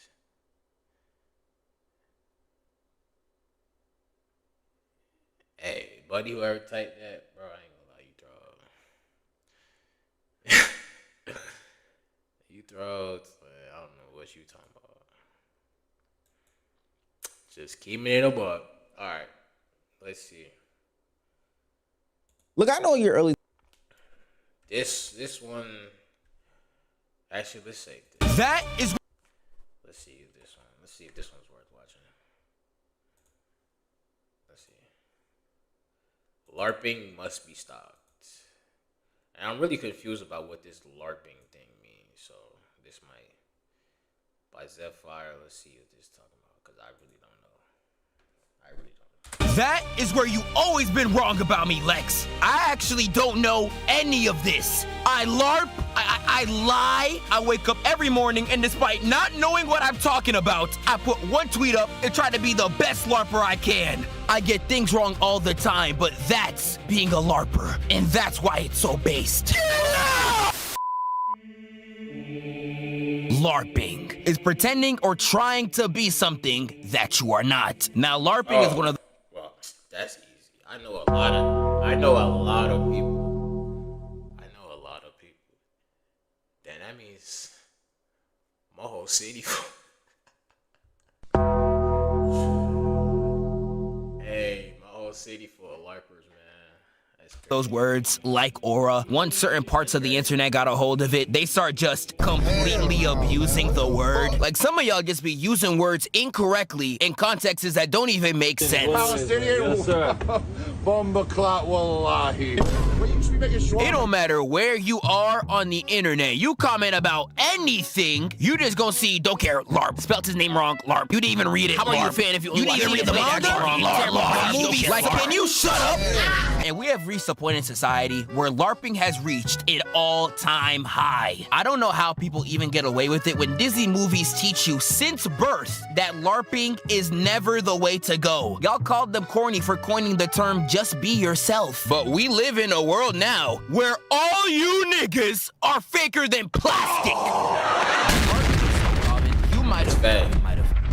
You definitely seen LARPing in your life, even if you didn't call it as such. Like, you'll have someone so broke they can't even pay attention, but because they posted the fresh new Air Forces, you think that they're nothing but successful in life. That's LARPing. Don't even get me started on them catfish filters. I know a lot of people who were getting caught up like these. You don't speak? What y'all doing? Now you got...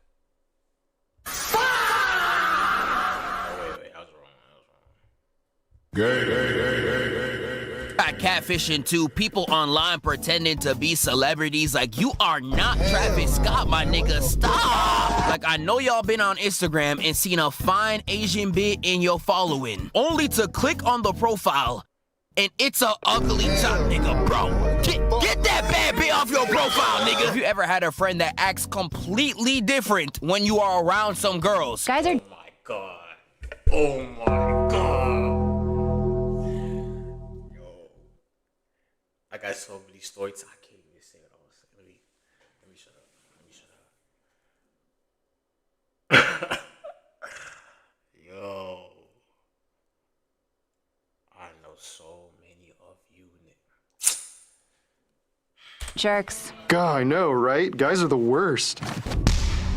And people will really LARP anything, regardless if it makes sense or not. Because why were niggas actually LARPing being blind? Sit down, big fella. Why are you faking being disabled, my nigga? So as you can see, there is so many examples, and now I really want to delve deep. Now, there is so many avenues to discuss LARPing, and I'm gonna start with a take that might genuinely get me blitzed on every platform. But hey, we getting fired anyway, Ernie. Fuck it. Religion gotta be the most LARPed media of all time. From the priest to the people, there...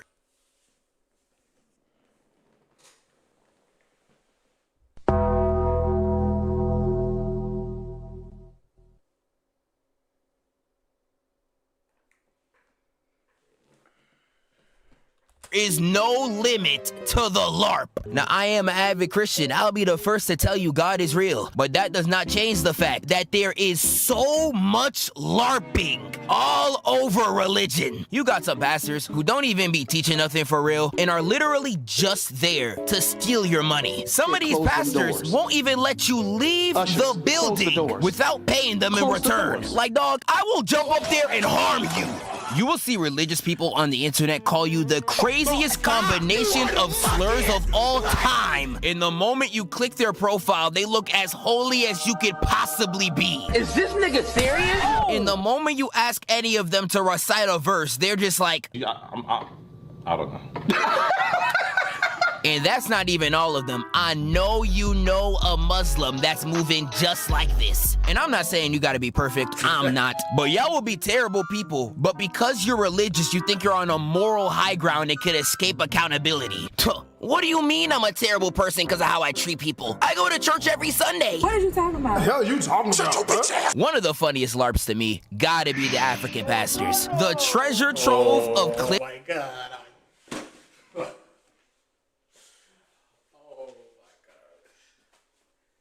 That's what I didn't want to say. Like, I knew he was gonna go there, bro. I knew he was gonna go there. See, this is just embarrassing to me too.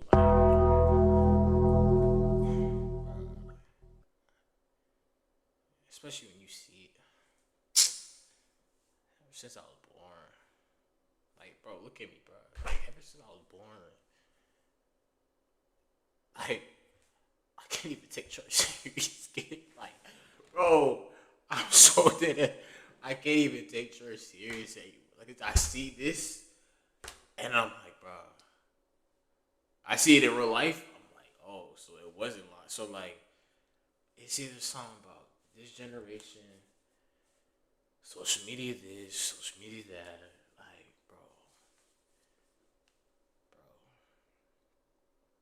I'm sorry. It's just, it's been a long time. You know what I'm saying? Like, I just talk to God on my own, like, cause I can't. Church is like for community basis. I didn't build no relationship with God in church. I'm sorry. I didn't, bro. I had an encounter in my room. That is completely different. Take what you want, like, bro. God, the way God, like, it be times I swear, like, God would even make it seem like church don't even take church serious. Like, I swear, that's what it would feel like. Cause, bro, money is always involved somehow. So, like, I don't know how to know, like, is this a money scheme or is this for real? Like, you know what I'm saying? So it's just, I don't know, bro. God is the only one who has the most power. So, for somebody else to tell me how to live like, I don't know. Clips of them online be frying.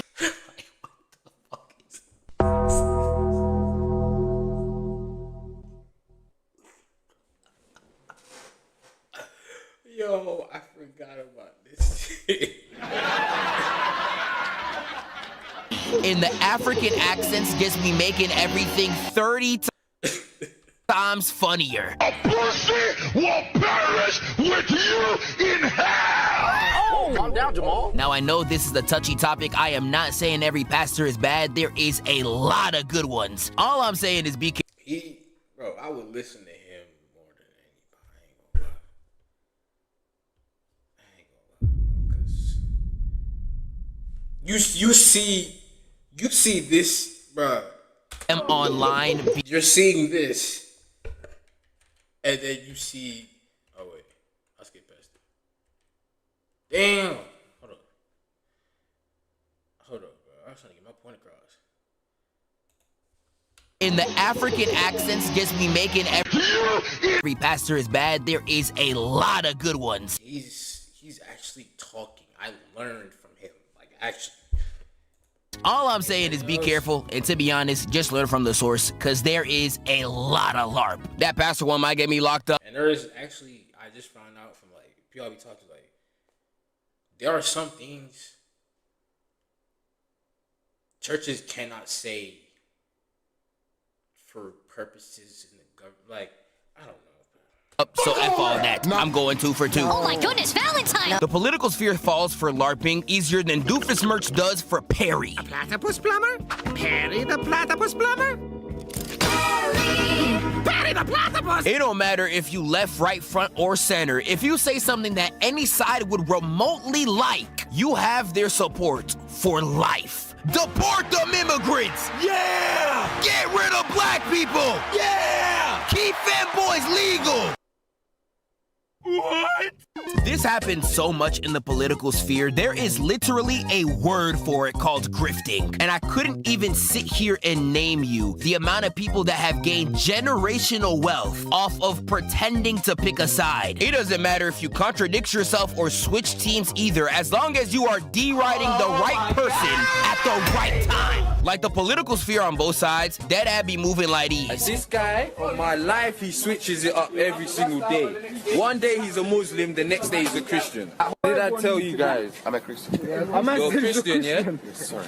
You're confused, brother. Bible. Hey, brother, you're confused. I'm telling you, brother. And don't even get me started on the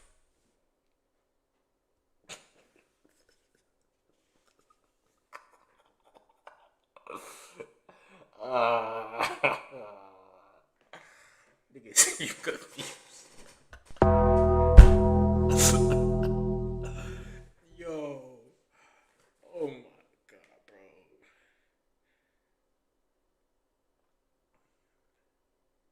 God, I am so sorry. We are actually just all just dumb as like. Ooh, bro. God come back. God come back, bro.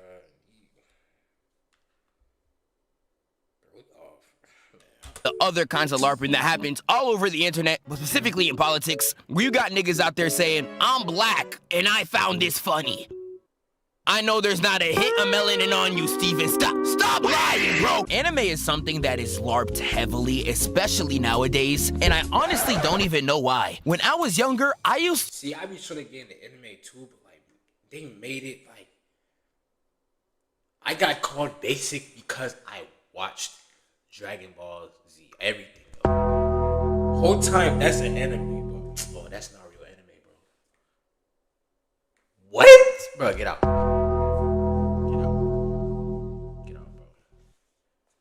How you gonna tell me it's not real anime and it's in the anime section? What? Tell me I gotta watch all these other animes to be considered a real anime watch. Fuck out of to LARP not knowing anime just so I didn't get made fun of. Because I grew up in a time where if you knew too much about anime, niggas gonna look at you like this. Hey! This nigga like hentai! Now, when it comes to LARPing in anime, a lot of people point to famous people being the ones that are doing it. Like a really popular clip is this streamer named Emeru, where she completely misnames her own cosplay, calling the character she's cosplaying Asa instead of Yoru. Now, to a non-anime fan, I know they look damn near the exact same, but this is like misnaming one of the twins that were on Zack and Cody.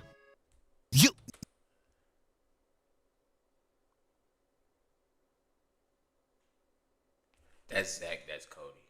Cody in the green, yeah.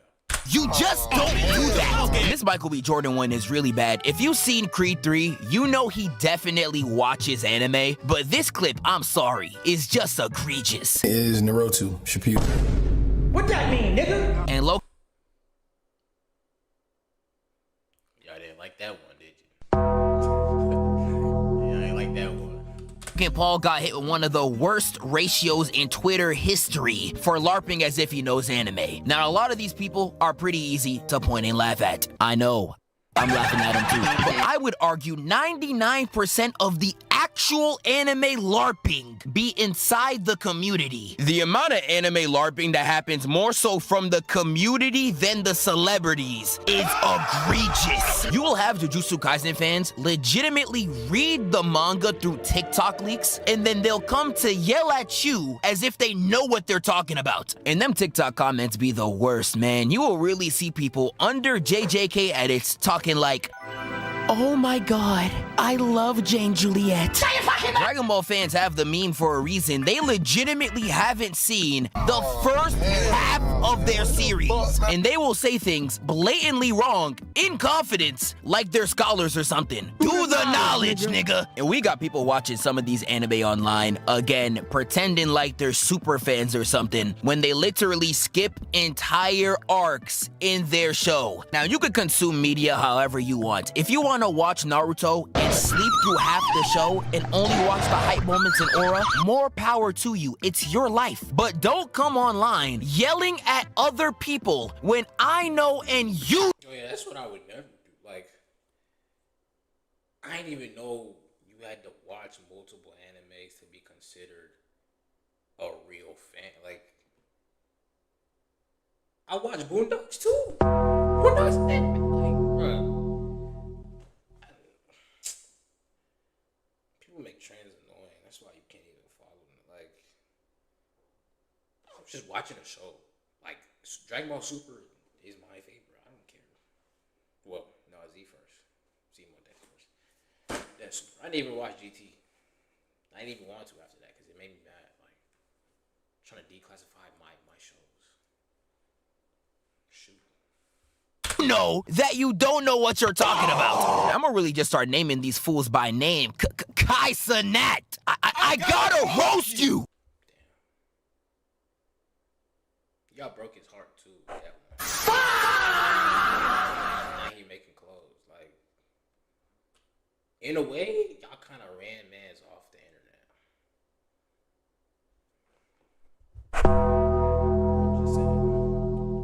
Kaisanat's one of the biggest LARPers of all time, and not too long ago, I actually defended him on this video right here. And although I still stand by my take on the reading actually being a good thing, the more clips and streams that I have seen, I realized, nah, y'all was low-key right. He be LARPing like crazy. Like, the amount of clips you can find with relative ease of him LARPing anything is insane. Kind of busted up, but headphones.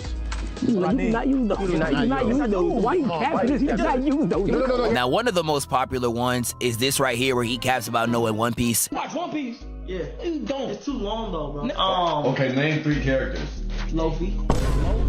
Holy shit. Are you fucking kidding me? Now, getting anime names wrong ain't that bad. I used to read the Naruto manga before I actually watched it, so I spent most of middle school calling Sasuke Sasu. If you said you watching the show and you don't know how to pronounce it, brother, why are you lying? Now, one of the worst clips I've seen recently has to be this one right here, calling one of the biggest artists in the world cosplay, and then has the audacity to say, You know who that is? Yeah.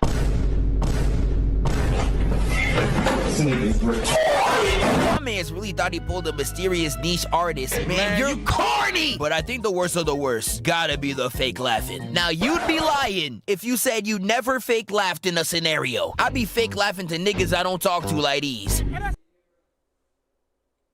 What?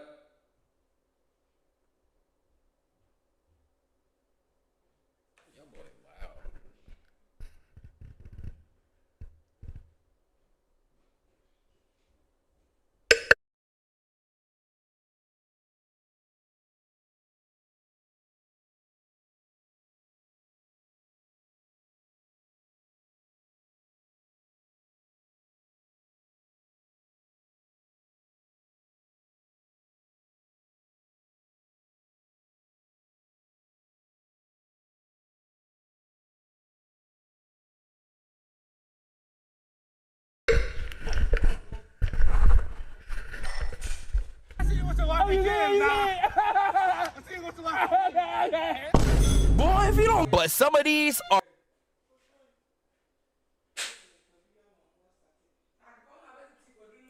like Be quiet, please. embarrassingly fake.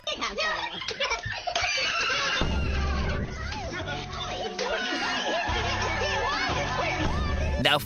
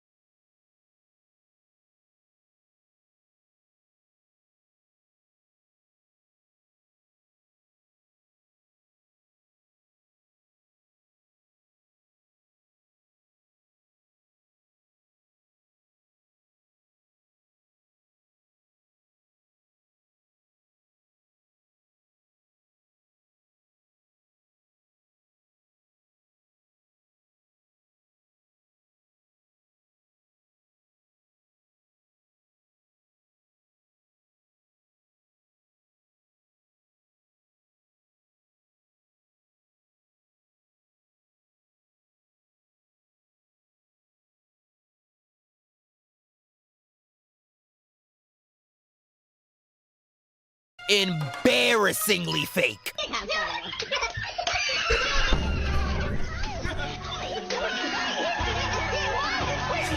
Now, faking high energy or even some laughter is something you gotta do as a content creator. It low-key just come with the job. And LARPing is something that content creators do all the time. Corey Ketchen even called himself out for it, and it was hilarious. A few of my friends have told me to try out this whole.net type thing. Is basically where you... Nobody told me. YouTubers be like, yeah, I saw in the comments you guys wanted me to... Nah. You know what you're... Like, YouTubers and streamers really be lying all... Have I done that?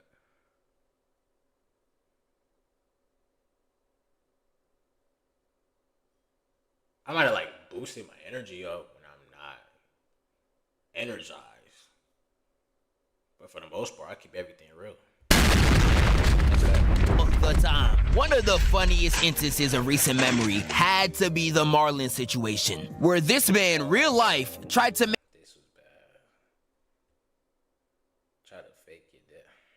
make this 300 IQ play in order to, and I quote, fool the entire internet. It's one of the corniest videos you'll ever watch too. This man was real life talking about some Stage 1, the crash out stage. I don't know what y'all do. Nah, Sunyon, why nobody give a fuck?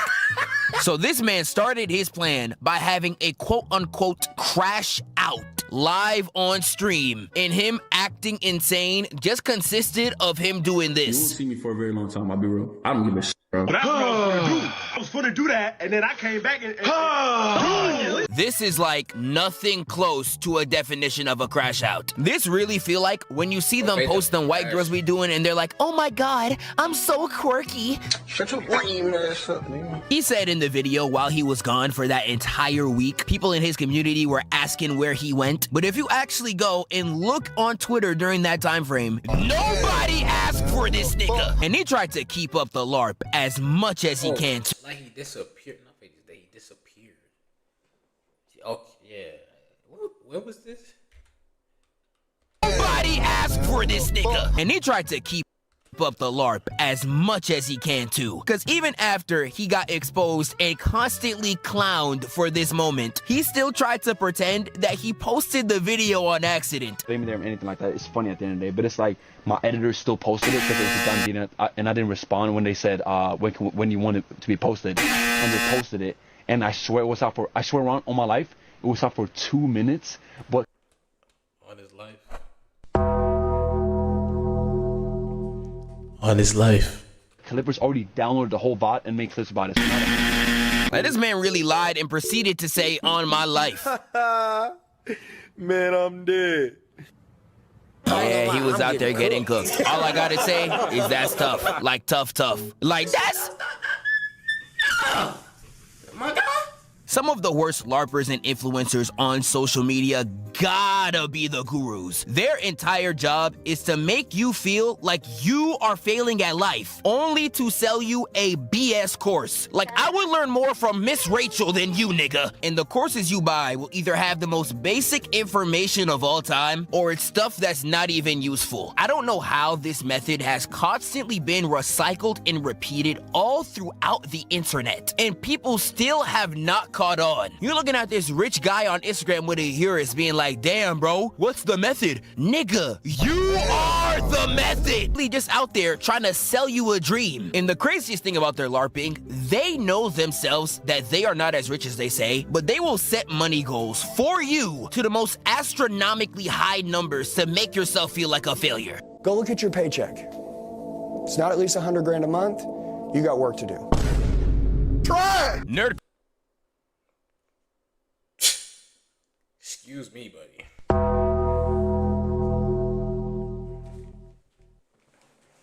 What you think this is? There's inflation. There's high gas prices. Whoa.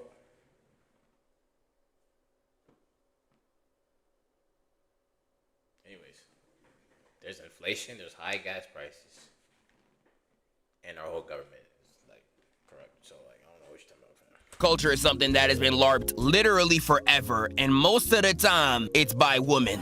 Wait, guys, wait, let me finish. Guys, let me finish! OnlyFans woman. I meant OnlyFans woman. Because nerd spaces are largely filled with men who are vehemently scared of women, it's a perfect space for a lot of women to pray and get some money. And it's to the point where I can't even hate the hustle. You just taking advantage of niggas who can't keep either their dick or their money in their pants. Like, I can't co-sign that, big brother. But I ain't mad at you for what you do. But the nerd LARPing that be the worst comes from the men. And this one mainly shows up in the gaming sphere, but you could point it out in other areas too. But it's the people that pretend they're gamers that complain about everything non-game related in a game that you don't play. I really hate how these people go like, oh, they're disrespecting the true gamers, when the things you complain about have no effect on the gameplay. Like, no actual gamer is getting mad that a woman's a protagonist in a game in the same gaming sphere where Tomb Raider is a highly respected franchise. You're not a gamer, dog. Stop lying. And I'ma end the video with someone you should all know. LeBron James has gotta be the biggest LARPer.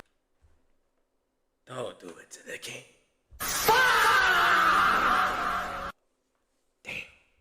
Of all time. The way he has lied about anything under the sun is the highest tier of comedy. I was listening to those guys when my first year with the Heat in 2010.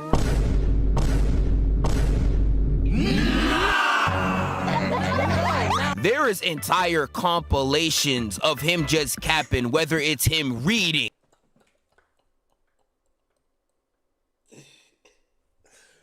Yo. Oh my gosh, kid. Hey, they probably told him to do this too. I ain't gonna lie. Being the face of the league, you gotta look somewhat presentable for the kids and stuff. The brand deals. LeBron ain't really a cornball, bro. They was paying him or telling him to do this. Him lying about a movie. To give him some saving grace. He'll even be out there making up reasons why he wears the number 6. Number 6. One, because 23 is one of my favorite numbers as well. So, 2 times 3 is 6. His most like. I forgot he said this.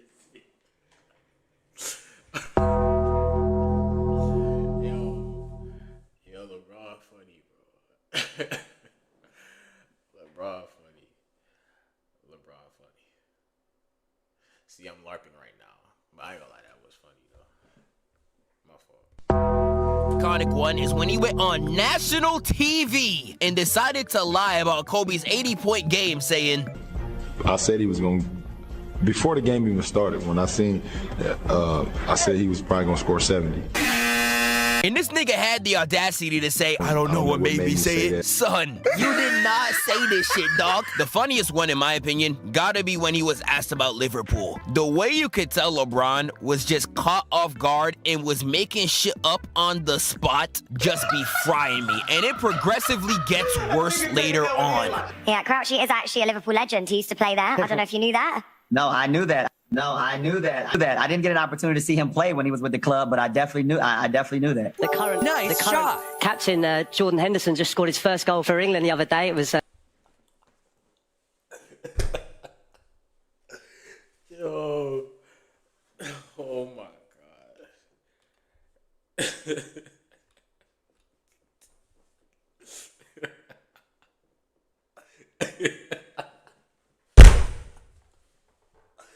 Yo, bro. Amazing to see. You a fan of his? No, absolutely, and I saw the clip of that too. I didn't get an opportunity to actually see the game live, but I saw that he was able to score one in the match the other day, and I thought that was it's pretty unique, the fact that he would do that and also be with Liverpool Football Club. What's so funny about this clip to me is that LeBron is so nervous and off guard. He dead said, seeing that is unique. You describing someone hitting a goal unique, my nigga? When I heard him say that, I dead said this. But LeBron's one of the funniest LARPers of all time, bruh. I can't even lie. But that's all I got for y'all. Let me know any other forms of... Hey, W video, bro. Hey, good luck. That's crazy, bro. Oof. Let's stop LARPing, guys. Let's stop LARPing.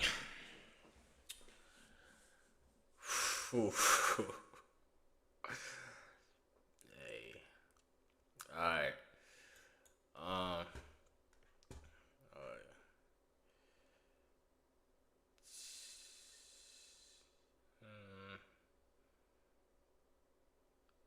We could save this. What happened? Yeah, I ain't gonna lie, we gonna skip that. So which one?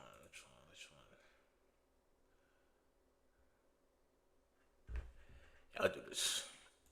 Cause we're gonna try this again because I don't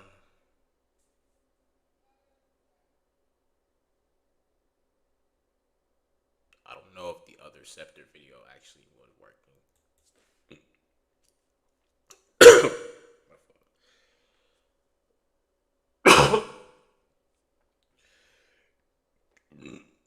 Damn. But yeah, we gonna see what the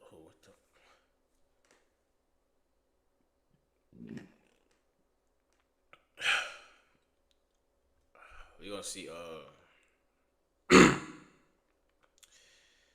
my burping, bro, what is going on?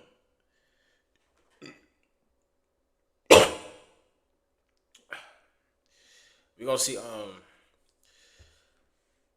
we gonna try this video.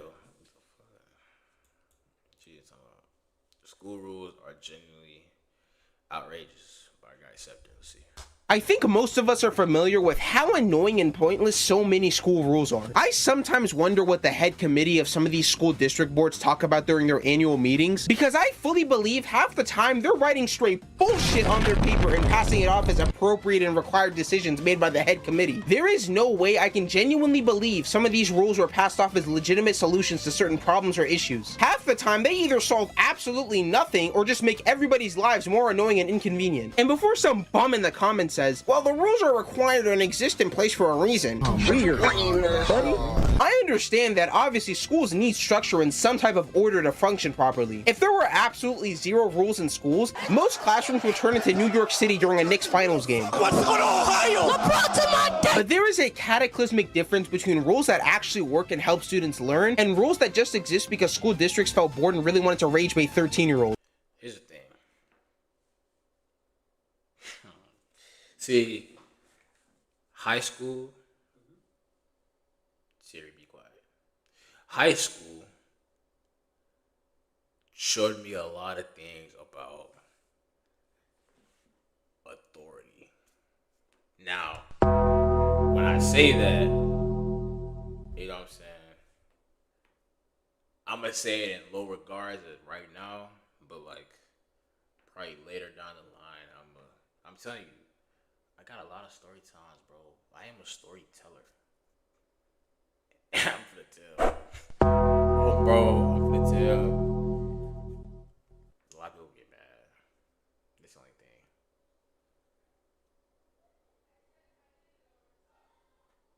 That's the only thing. So, I mean, shoot. To each his own. But, like, a lot of these teachers don't care. That's one thing I realized. Like,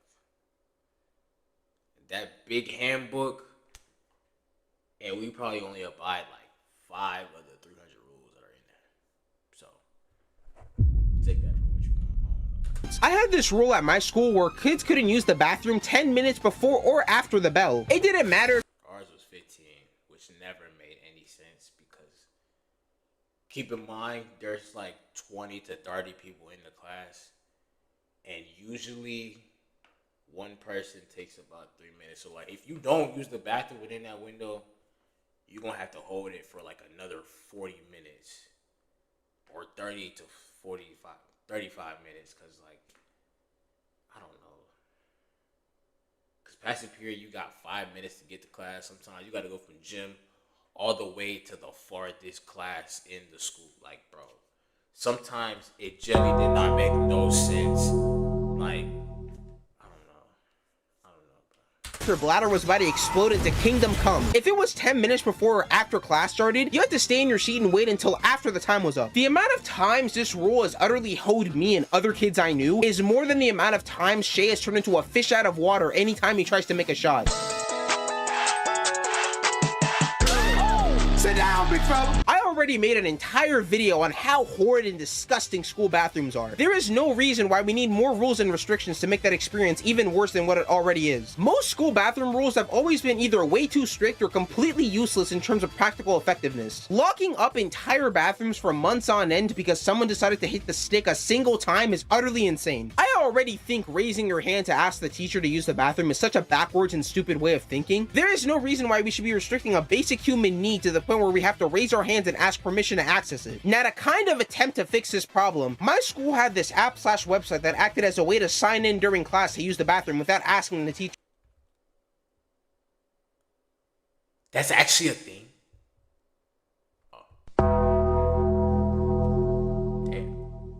That's the I don't know. There's no way that's actually a thing though.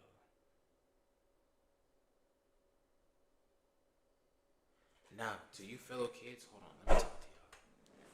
To you fellow kids, man, just know I feel for you, man. Cause the school system now, I ain't gonna lie. That's my bedtime alarm. I ain't gonna lie. It's not too long before everybody goes home. It's not, cause public school is, it's really just a can event, bro.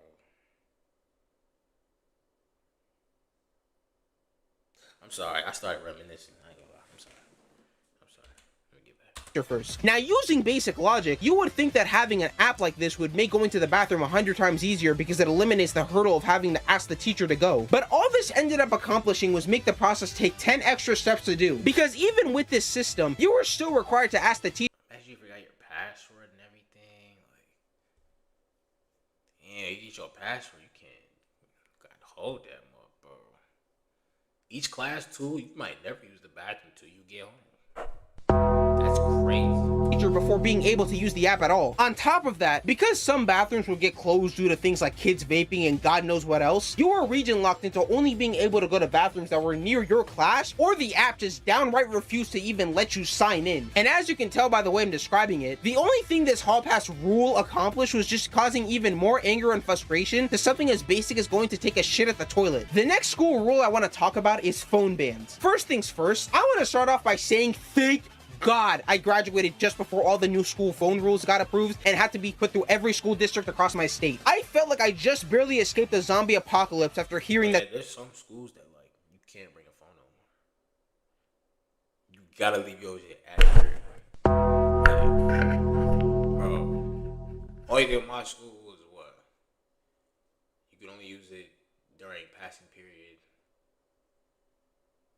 and before class start and after you leave and lunch. But to be honest, if you really want to be honest, nobody listened to that. Nobody. Even the teachers.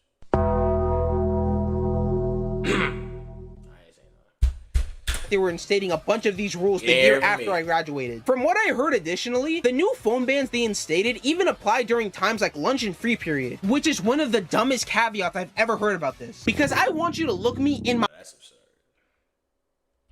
eyes and tell me what we could possibly be learning during lunch of all things. I didn't know the lunch ladies were giving us private cooking lessons on how to make deer ankles and moose legs with a side of dragon toenails. The free period being included is even worse because it is literally called a free period. Unless I have an invisible teacher tracking my every move, there is nothing that should abstain me from using my phone during the free time that I chose to willingly put in my schedule. I feel as if phone usage in school has always been a controversial topic of discussion, and most people are either on one side of the argument or the other. Because I do legitimately think a lot of kids are way too addicted to their screens and need to tone down their usage, especially during class. Like, I'll always be hearing niggas say, bro, the teacher hates me, when they get a 25 on their test. Meanwhile, their screen time is 18 hours a day, with half of that being on Safari private browsing mode. Son, we all know what you're doing. You ain't gotta hide it. But on the other side of that argument, taking away the phone completely or limiting its use during the day isn't gonna do anything if the teaching or topic itself is boring and nobody is interested to learn anything. Like, I'm sorry to break it to you, but if you're just standing at the front of the room and just yapping for an hour straight, even the most attentive person in that room is falling asleep with their mouth drooling for the entire class period. I obviously can't speak for everybody, but I think using your phone during either your free time in class or when the teacher isn't doing anything at all is completely okay as long as you finish your work beforehand and don't really have anything else to do. Now,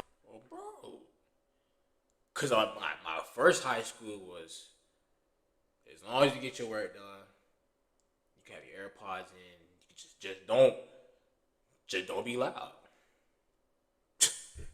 Just don't be loud, and you won't really have no problem. So I come here, and like, bro, they think I got a loot or something. Talking about you gotta put it up or.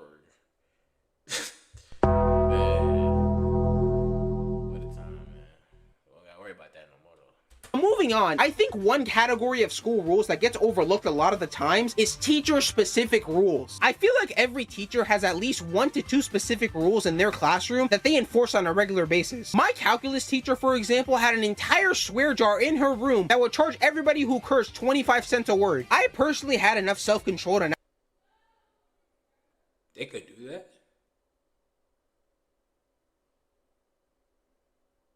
There's no way. Ain't that... What's that called?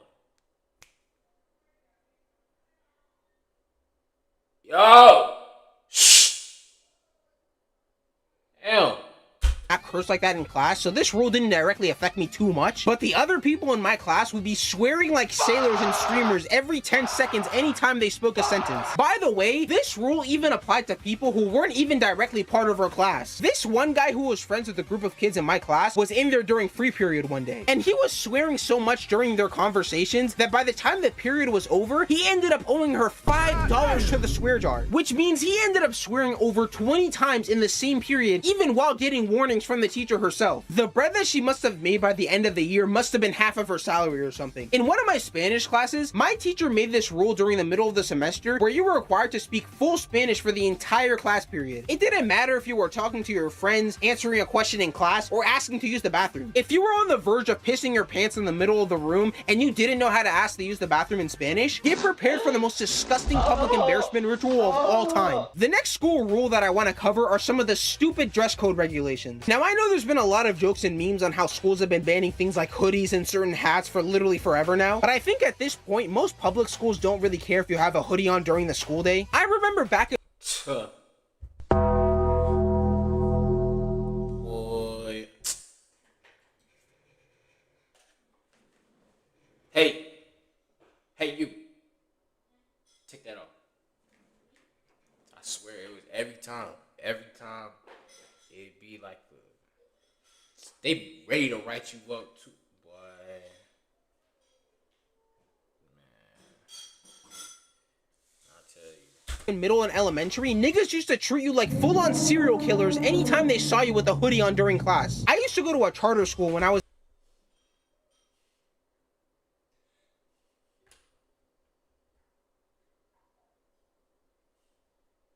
in 6th grade, and I remember that they had this really strict hoodie policy where you could not have your hoodie on during class or you would just get an automatic lunch detention. This rule obviously makes zero sense because the bro, kid. Oh bro, what's the name, man? I'm on TikTok live too. Bro, you know exactly what I'm talking about, bro. Oh my gosh, I can't even say it. Ooh, I'm gonna say it one day, but behind it would be assuming that every kid that had their hoodie up will be plotting something and the teacher would need to see their face at all times. But in most situations, the main reason people had their hood up to begin with was either because of the weather or they were just trying to cover up something embarrassing on their head. We've all had that moment where our barber completely fried the top of our head with the most discombobulated and offensive haircut ever conceived. Oh god, you had a bad haircut. Ooh. I'm telling you, I got a lost. I used to try to cut them off. That's when I first started learning to come on here, bro. I ain't gonna lie. I messed myself up so bad. I think I ended up on it almost Friday. We're in them almost Friday pages, bro. I ain't gonna lie. I think sophomore year, I'm gonna definitely ended up on one of them shit. I'd never seen the post. Cause I ain't gonna lie, I was getting antagonized. Niggas take pictures of me when I had a do-rag on. If I was asleep on a bus. I tell you, boy. And we would try our best to cover it up with our hoodie over our head for the next couple weeks at school without anybody noticing. And the way teachers and staff members would pop multiple blood vessels over enforcing this specific rule was ridiculous. There was one kid who would wear a hoodie every single day to school, and there were times during class where our teacher would stop the entire lesson in the middle of nowhere to ask him to take it off. He was one of those people who wasn't exactly responsive or willing to listen to the teachers, so he would actively refuse to take off his hoodie, causing him to get lunch detention for a week straight. And as far as I can tell, I don't think he really cared that much either. It's never that deep. They try to make it seem like, oh, this is a way that we can recognize you. Keep in mind, you've been seeing the same face 5 days a week for over 9 months. You tell me you can't recognize me because I got a piece of fabric, polyester, or cotton on my head? Come on. Hey, yo. Quiet down. He was probably geeking out at the fact that he didn't have to be next to anybody for an entire lunch period. The next rule that I want to quickly cover is not being able to use your headphones during class. Again, I don't know if most teachers just take things way too seriously, but kids wearing headphones during class has always been treated as an FBI level offense punishable by death. I think having Bro, the principal will snatch your bro. As you walk in, he'll follow you and snatch your shit and tell you to keep it, bro. Bro, I'm telling you, like, bro, it's never that deep. But again, bro, college is like freedom to a lot of people just because high school, bro, I don't know what it is. Like, bro, I don't know. I'm getting mad just thinking about it. Let me show you. your headphones on while doing work or when nothing is happening in class is super valid and for sure doesn't need to have teachers having an aneurysm at 7 in the morning. Sometimes I just want to zone out for a little bit before listening again because I can only take so many minutes of the teacher talking with the vocal intensity of a mosquito for 40 minutes straight. I think most school rules would be valid or acceptable if they were actually implemented with a defined purpose instead of just being tacked on to deal with certain issues too strictly. I don't think most people would complain about these rules nearly as much if they actually fix the issues schools claim they're trying to solve. Let me know if there are any other school rules that I forgot to mention in this video. All in all, that's everything I wanted to say today, and with that, Man, bro, I'm telling you, school is one of them things, like, you let it stress you out. I'm telling you, bro. Devious. You be mad every single day. Bro.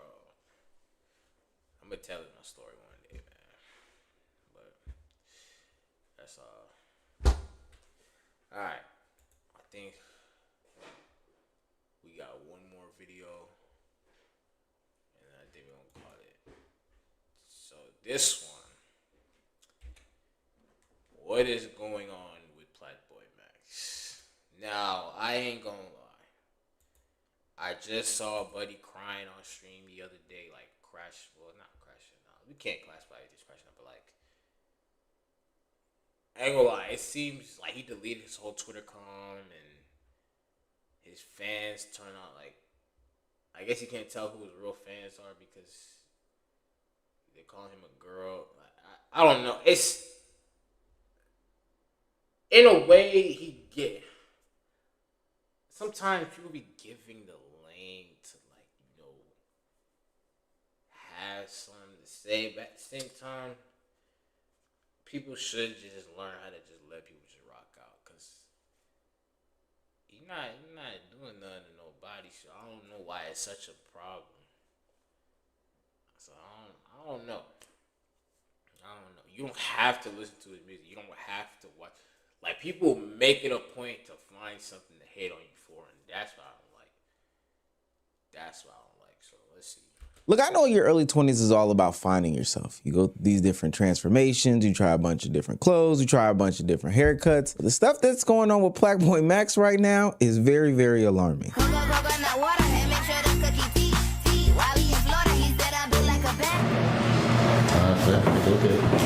You think?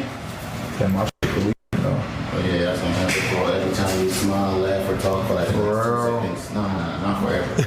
For anyone that don't know, I got nose piercing, right? I got a nose ring yesterday. And then I woke up, I'm like, I don't want this motherfucker no more. Like, you feel me? So I took that out. The first bad news, I wouldn't say it's necessarily bad news, but I think I'm finna get an ass reduction, bro. But it's like, bro, I'm gonna be honest, man. Like, this is annoying, bro. Like, bro. Okay, well, when you put it like this, I'm sorry. Yo, clips be devious. Cause it's not making the case any better. I be trying to save. I can't do it. I'm sorry, man. Bro, I'm trying to be skinny. Like, I'm a thick, short, bro. An ass reduction, you say. Now, as a double cheeked up nigga, I know exactly what he's talking about. Look, I think as a young man in your early 20s, everybody goes through their fair share of experimental things in order to find themselves. Lord knows I was a part of a nasty fashion era that featured skinny jeans, Chelsea boots, pea coats, designer, or at least fake designer or faux designer brands. Yeah, I was a part of the V-Lone era that Kanye West ushered in, and I'm not proud to say it. I say it with my chest. But Black Boy Max isn't just changing his style at this point. He is speed running these personality adjustments and body modifications like he's trying to unlock a new version of himself in a few months. And at first it was funny, but now not only did he get a P mounted above his eyebrow, which he got diva tattooed on his body right across his rib cage. Do we know what a diva is? Well, what's going on with him? Now, I'm not here to die. Wait, what is it? Wait, is that bad?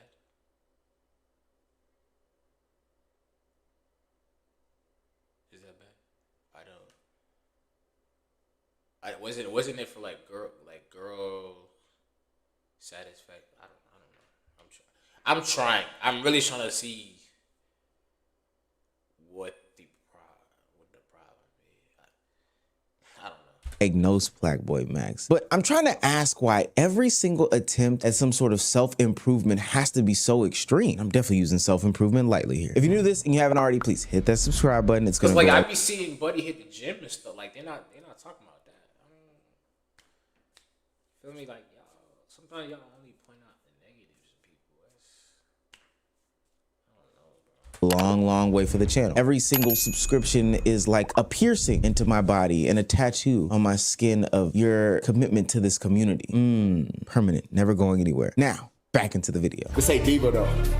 Now, chat, where did this tattoo rank amongst the tats? Now, chat, we got some crazy shit. I love every tattoo I have. I don't think there's no tats I currently have that I would get rid of. Black Boy Max's latest tattoo is nothing short of ridiculous. Diva has to be one of the craziest things in the world to be claiming. And my question off rip was, why not put this on some sort of a t-shirt? He wants us to rate this, but I have to rate this with rating of a Z for zesty because there's no other way around it. And I thought to myself, maybe diva has some sort of special meaning. Maybe it's an acronym. Diverse, individuality, valuable achievements. Maybe we rocking out like that. But when I found out what he thought what diva meant, I could only shake my head. Let me ask you this before I make my assumption. What does diva mean to you? It's just like, I'm a bad bitch. I'm gonna do whatever the fuck I want on some fly shit.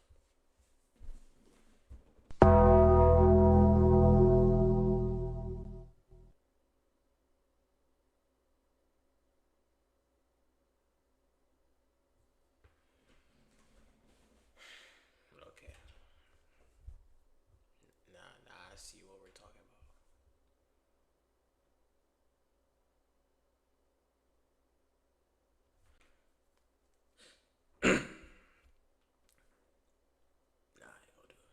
Yeah, you a bad bitch?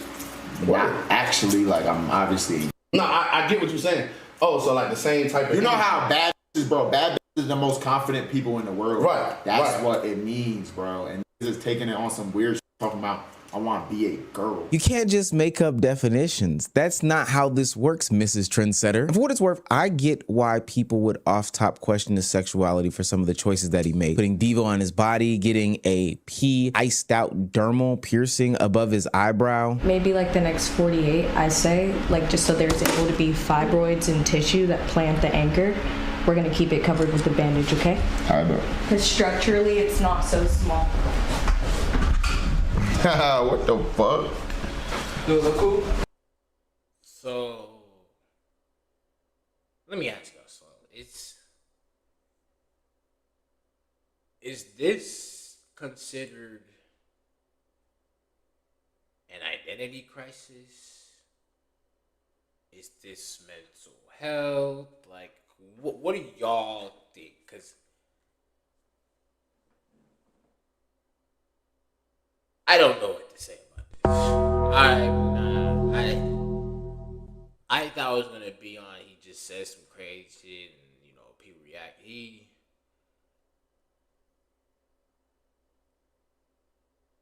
Because when you look at like the last 6 months, he's been doing something. And he's his own person. I don't know why we care so much. Because at some point, it did get a little concerning. I don't know. Pretty gnarly. I want to see it from the side, like. Well, it seems like Max is doing Pride Month the right way. The alarm bell started to go off. Oh my God, Omar, chill, gang. Yo, hey, he's been feeling himself a little too much lately. I ain't gonna lie. The last couple videos, I don't know if y'all seen my other shit, bro. The previous videos, he been talking to shit. You gotta chill, bro. You gotta smart mouth, bro. 12 hours after getting this dermal P pushed into his eyebrow, you get it, pushing P, he got it removed, saying that he didn't like where it was placed. As y'all see, let me get a sag for the P. The P is gone, bro. I didn't like it. So right now, I'm 1 for 3 on piercings that I like. I got a nose. Yeah, he did say he makes impulsive decisions.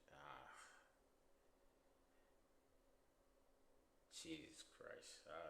Ring too. I didn't like it. Max, you were there when it was placed. What are we talking about, gang? Every week it's a new tattoo, it's a new piercing, it's some new body modification like a butt surgery. Now again, I may understand that one as somebody who also has thick thighs and a bigger butt. Buying jeans is crazy. I have to buy like a size 36 jean while I have like a 32 waist. It's actually the most insane thing in the world. I be feeling like that one big butt TikToker every time I try on pants or khakis in the store. It's actually pretty sickening when I have to go into a dressing room and start jumping in jeans. Now, most people may not know, but I'm a person who is pattern recognition first. Individually, I would love to talk about Plaqueboy Max playing into his more feminine side. But when you stack an example on top of another example, on top of another example, on top of another example, that's the fastest way to make an example sandwich. And it looks like Plaqueboy Max is just making a bunch of judgment calls and not thinking them all the way through. Because this would be different if he was just getting a t-shirt, but he's making decisions to his body that are having real life consequences to them. As y'all see, I also got tats. Let's get to the tats. Right here, we got 3 crosses, Chrome Hearts crosses. Got this tattoo with my cousin. Next up, I got my mother's signature.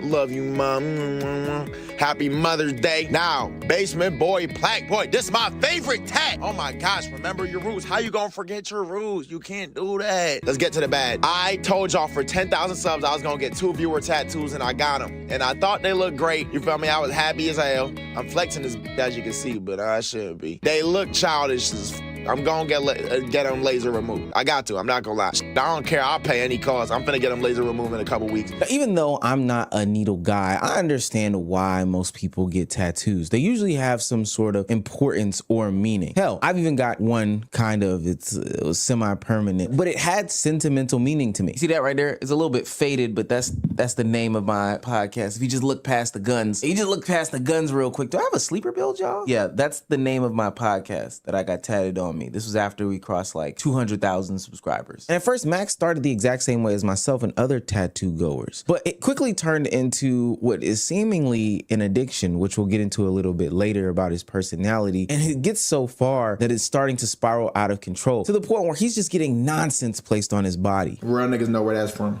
Second, most controversial, clearly. I always get something controversial that niggas love to have discourse about. Now, I got this tattoo. This is a Kobe taking a shot. Yes, he got blocked. Why did I get this? Because I wanted to, nigga. It represents something very important to me.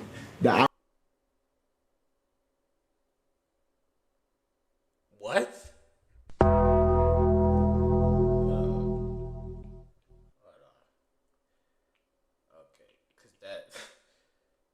I don't know, out of all, out of everything I heard today, that just made me mad. I don't know why.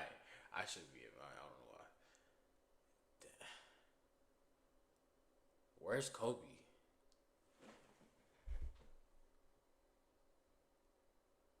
I just see a 2. That's like Kyrie Irving. I don't need to explain to y'all niggas. Most controversial, Blackboy Max, that is a meme. That is a meme on Twitter for somebody taking like a contested shot. And if I'm not mistaken, Kobe got blocked in that same clip IRL. Also, his inability to share the special meaning behind the tattoo was very telling. Now, again, if this was in a vacuum, I think that it would be fine. But Max has stacked tattoos on top of tattoos on top of tattoos that he is either seeking to cover with more tattoos or is just pretty much ashamed of. Show your forearm with the little smiley face on that shit. The shit that you got. Remember the shit that you... Nah, not that one. You got the little smiley, or you got that shit covered up. What smiley face? You had one with a little face on it. It was like a little half smile, little demon shit. Wait, what? Nigga, you know what I'm talking about, bro. Don't do that. Smiley face. I know I'm not tweaking. You had a little face on your arm. Oh, the Roblox tag? Yeah, nah, the flames covered it, but I'm getting these removed too. All these modifications to his body scream 2 things. 1, I need some sort of help, and 2, yeah, remember he was in the hospital for all the knee, bro. He gotta chill, gang. He gotta chill, bro.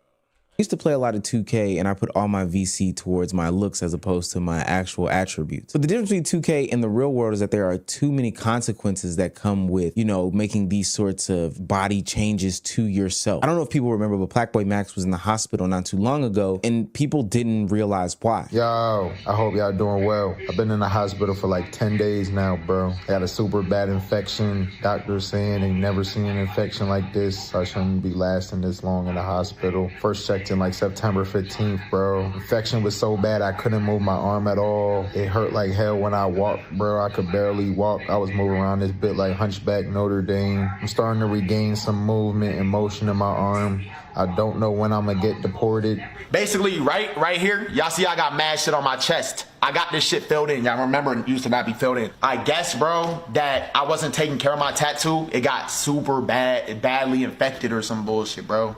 Which is crazy, bro. Wake up call.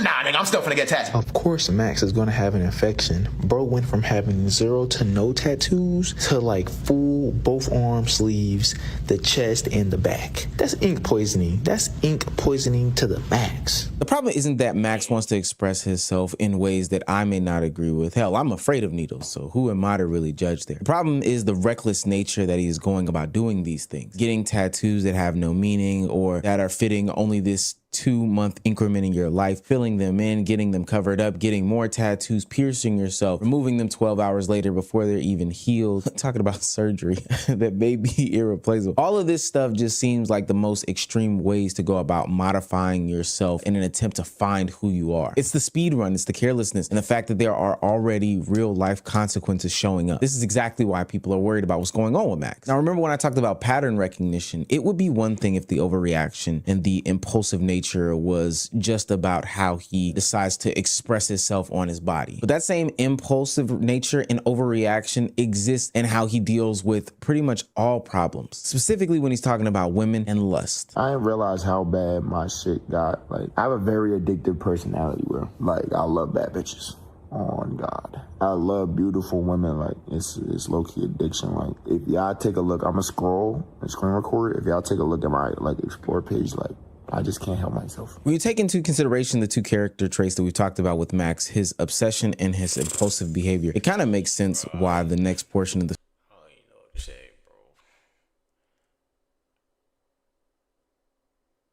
it's like a,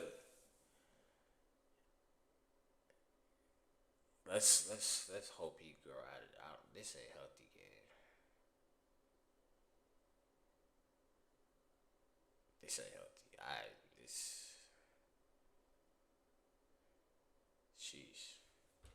Story happened. Plaqueboy Max found himself facing the consequences of those two characteristic traits in a message to his father about potentially being a grandpappy. Keith, you said you always wanted a grandson? I'm not gonna lie, bro. Nigga slipped up OD, bro. Nigga slipped up OD. I slipped up OD. I'm not gonna say when, why, because niggas start putting together timelines. Just know, slipped up. I'm not gonna get into the details of the girl, like, but just know it was on some like shady shit, like, all right. So I got scared, and I'm not gonna lie, bro. I looked up.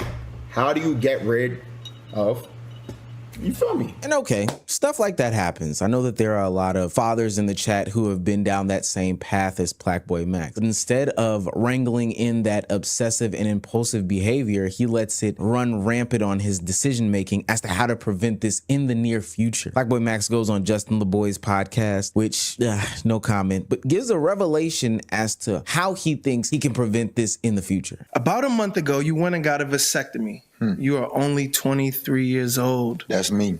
Why? I had a little, you feel me, a little scare, bro. I had a couple scares. I'm not gonna lie, bro. And for the sake of those girls, you know, because I fuck with them, I'm not gonna get into it. But I had to do what I had to do. Now listen though, vasectomy, it's just reversible. Right. But there's a chance it can't be reversed. You feel what I'm saying? So I did run a big risk, but it's like, bro. Oh, wait, I did watch this podcast. This was a good episode.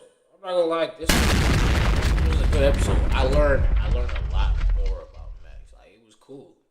So like, it's just seeing the streams and like seeing how I didn't know. I remember he talked about all this. Can't be having no baby Plaqueboys. Max, what the fuck? Now, I do think that more men should just in general be getting vasectomies. We got her busting crazy style, and there are too many babies that are just being born on a whim. That's not necessarily the problem. Max didn't do his due diligence about how to protect himself. I'm pretty sure he knew that there was a condom that was out there, but Justin LeBoy blows his mind with the revelation that male birth control exists. You know they got male birth control too, though. Whoa, what? Nah, for real. I heard about it. When they add that? I don't know, but we can search it up. To skip to the vasectomy instead of the birth control is crazy. Well, I might have fucked up. It's the impulse. It's the lack of research. It's the, hey, I'm going to modify myself, which can have some sort of consequences that are long lasting without taking into consideration all of the things that may come into it. Hell, I'm just doing it just to do it. Fuck it at this point, right? No, that's not how you should be living. You know, if it comes time for me to take kids, like people don't know, but vasectomies are reversible. There is a chance that it possibly, like the procedure fails and like you can't reverse it, but there's a high chance you still can reverse it. 100%. You know what I'm saying? So yeah. I gotta protect myself. I gotta protect the people I'm dealing with. Yeah. I mean, we are feminists over here. I like that. I like that. It's a very mature choice. I want to give you your flowers. Do you think a trend will start? Because I mean, you're a leader of the new school, man. You know. It might, man. Everybody just gotta protect themselves. I don't think that's what feminism is, but I think Max was joking. But what he's not joking about is him going through these drastic changes. And what I'm saying to him, and I think what a lot of people are saying to him, is that you're not protecting yourself when you make these rash decisions this way. People aren't just reacting to a vasectomy. A man getting a vasectomy in 2026 is probably going to get praised. It's the overreaction to every situation that people are reacting to. And the reason why I believe that these one-offs aren't just one-offs and continue to stack the way that they do is because Plaqueboy Max is developing this pattern that is based on an already admitted addictive personality that he has. I didn't realize how bad my shit got. Like, I have a very addictive personality, bro. I started smoking every day. Every day this man was lighting up. Shit, I was smoking with, bro. Hey, pass that over here. You feel me? Like, real shit. After that happens, you feel me? I'm smoking all the time with Silky. Now it's just part of my life, bro. And it's been part of my life for 2 years now. A daily if not every other day, part of my life. See, this right here is the deeper concern right here. Max has already said that weed is detrimental. He's already said that lust is detrimental. So now people are seeing him go all in on the tattoos, the piercings, the dermals, the removals, the surgery talks. And we know it's not some like experimental exploration anymore. It's you know, feeding into his personality traits that he has, his characteristics. This is that same addictive personality that he's been talking about for the past couple of months now. This does not mean that tattoos are bad. This doesn't mean that piercings are bad, or hell, even these body modifications, they're not inherently bad, but it does mean that Max has a history of taking things to the extreme. So when we see him jamming these things together, who is around? That's you know, everybody's responsible for themselves, but at the same time, with all them people, team, family, like, why is nobody like, you know what I'm saying? Yo, what's good? You okay? Like, again, everybody is responsible for themselves, but at the same time, it is nice to know that you at least have that one crash pad that, like, you know, gonna tell you where you're right or wrong. Because I don't think the way it's going right now, I don't think there's anybody in his corner telling him like, yo, you okay, you chill. Like, that's probably what's giving him the edge, because he's not gonna listen to the internet. He's never gonna do that. But somebody like family, bro, I don't know. It's somebody, bro. Mom's somebody, bro. He got siblings too, like his cousin, and his cousin, his assistant. Like, bro, there's a lot of people that should be. You know what I'm trying to say? Like, does start to worry the community. Even when people are trying to wake these things up to him, it seems as though it's not landing. When he played 1v1 with Flight, and it is June, so you had to be prepared, Plaqueboy Max got a talking to about the dangers of caffeine, Red Bull. Bro, but here's the thing though, the Red Bulls give you wings, yeah, man. I've seen this too. Hey, it's like the first dude I've seen give him some type of advice, like help him out on some shit. Bro, Max, I meant to talk about that, bro. All right, talk to me, bro. Talk to me. So, my hairstylist, she basically had someone that worked in there, and he works out and shit. Bro, he took a Red Bull, and that was his favorite thing, taking Red Bulls before working out. Long story short, they found him passed away in the gym, like 38. They did the autopsy and shit, too much energy drinks. So, you know, I fuck with you, my boy. So, I'm just not gonna not say nothing. You feel me? So, but hey, at your own risk. But shout out Red Bull. You can drink that shit. That's not when you play in sports. I'll be drinking Red Bull sometime for a shave. I'm tired as fuck. I'll take like 3 shots. But like playing, like exercise, nah, you gonna fuck your heart up, bro. Okay. Hey, Red Bull, that shit give me wings. That's my favorite. The money. Cause y'all see how Flight. The reason Flight is still known today is because he never let the money change him, bro. Never, bro. He's one of the, I think, him, Cash, Ken Wilder, sometimes Kai, you know, Phantom, like, are the purest. I get rage too. Yeah, like the purest, like, you know, still know, like, money is not, bro. Like, you see what I'm talking about? Like, you'll see the people that let the money change them. OD crazy. And it's like, bro, I hope y'all get what I'm saying. Like, Flight always stayed down, but that's why he's still up. You know what I'm saying? That's what I'm trying to say. Energy drink, that shit get me right. I'm not gonna lie. So. And caffeine is a drug too. Please don't get it twisted. All these things are feeding into the addictive personality that Plaqueboy Max has. He brushed that conversation off with Flight. It's as simple as that. And I think right here is probably the biggest display of the young 20-something-year-old transformation that Plaqueboy Max seemingly is going through. He's not actively combating his lust. He's not actively combating the obsession. He's not actively combating his addictive personality. He's just trading in one thing for another. So sure, he he might have put down the weed for a minute, but he picked up caffeine. Sure, he might have put down the tattoos for a second, but then he picked up piercing. He's looking to replace one thing with the next, and it's less like a, yo, this is who I am, and more like a, well, maybe this will make me feel like myself. And like I said at the top of the video, it's not like we all haven't gone through this sort of transformation as a young 20-something-year-old, but the difference is that we weren't rewarded by the streaming industrial complex where if I put it on wax, on clips and stuff like that, I'll be rewarded. If I make this a reaction for commentators, they'll go. This was like, this is 9 times out of 10, everybody's like high school phase. Like high school is the, you know, how you find yourself emotionally. College is more like how you find yourself in life. But emotionally, you know, how you carry yourself, like high school is the basis. And like, I don't gonna lie, there were times I was faking who I was. Cause like, you know, trying to fit in with basketball and, you know, try to curate to be this type of person that when I go to school, I'm known as this, and, you know, trying to keep everybody around me. And then I dropped it. I couldn't do it. Like, trying to fake who I was, I couldn't do it.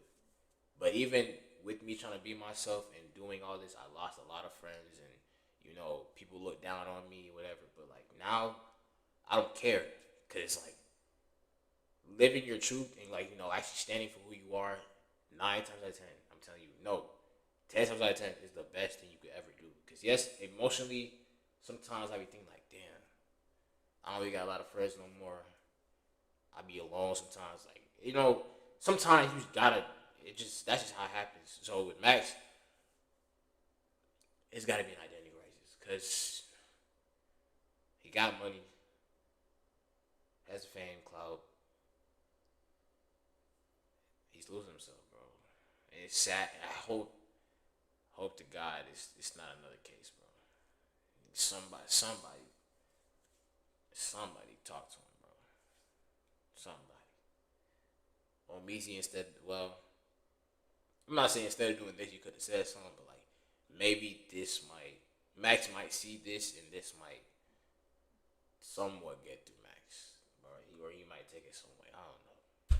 And have a frenzy with it. The jokes fly, the attention is currency, and now everybody is looking at me, and I may be truly going through stuff in real time, but it won't be addressed because we're all having a kiki and a haha about it. Now, I'm not saying it's all downhill for Black Boy Max. I'm pretty sure in the near future, those that call him friends on the internet will intervene and really sit him down and say like, yo, gang, you are doing too much. This is just, to me, a young man finding himself, no different than a couple of months ago when we talked about him opening up about his lack of friends and him feeling alone. Guys, I am a loser. I'm a loser. I don't do shit except sit on my couch and study shit and plan shit in my free time. I don't talk to people. It's bad. I'm gonna change that. Y'all gotta help me make friends, but there would be nothing to vlog. Do you understand what I'm saying? This is another iteration, but in this iteration, everything. That's how I get with this content stuff, bro. Like now, I ain't made it to the top of none, but like trying to go to the top, bro, it does get lonely. Trying to have a drive, it gets lonely for sure. For sure. Yeah, it be nights. Like after I get out, I'm telling y'all, after I get out, I'm gonna be here for another 2, 3, 4 hours, trying to get my vlog ready for this week. Like, and nobody's here. Like, you know what I'm saying? That's just how it be sometimes. But at the end of the day, sometimes you gotta sit down with yourself and realize the end goal, or not even the end goal. Like, what is the purpose of you doing this? Because I know one day it's gonna pay off, and I made it this far. It's like, you know, sometimes you find it hard to keep going, and I feel like Max doesn't even want to do that, so therefore he tries to find something always exciting. He wants excitement to, you know, keep his drive. But, you know, sometimes you will get stagnant. Sometimes just sit there, bro. Like, just sit there and just think about dumb shit or like absolutely nothing. Your mind be blank, bro. Like, it be bad. It be bad some days. It be bad, but like, it's up to you, like how bad you let the days get. Real shit. So and I do mean everything, seems to be to the most extreme degree. A new look becomes tattoos and dermals to the point of hospitalization. A lust problem becomes a vasectomy, and you wanting to change, your image doesn't mean time spent in the gym. It means cutting your literal butt off. People aren't worried because Max has a bad tattoo. Hell, he's got a ton of bad tattoos. People are worried about the lengths and extremes that he's willing to go to once he's picked up this new thing, this new fascination in his life. I want Black Boy Max and other young 20-something-year-olds to just keep evolving, but really recognize and understand that the choices that you make today are going to affect you in the future. You imagine some 65-year-old man with diva tattooed on his body as a reminder that he's confident and not like... It's Max gonna be alright. He gonna be alright. He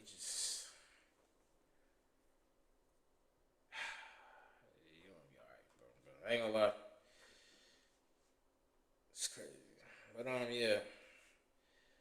I think we're gonna cut our stream. It's about to be 1 in the morning. What time I start, like 9? I think I start like 9 something. But yeah, chat.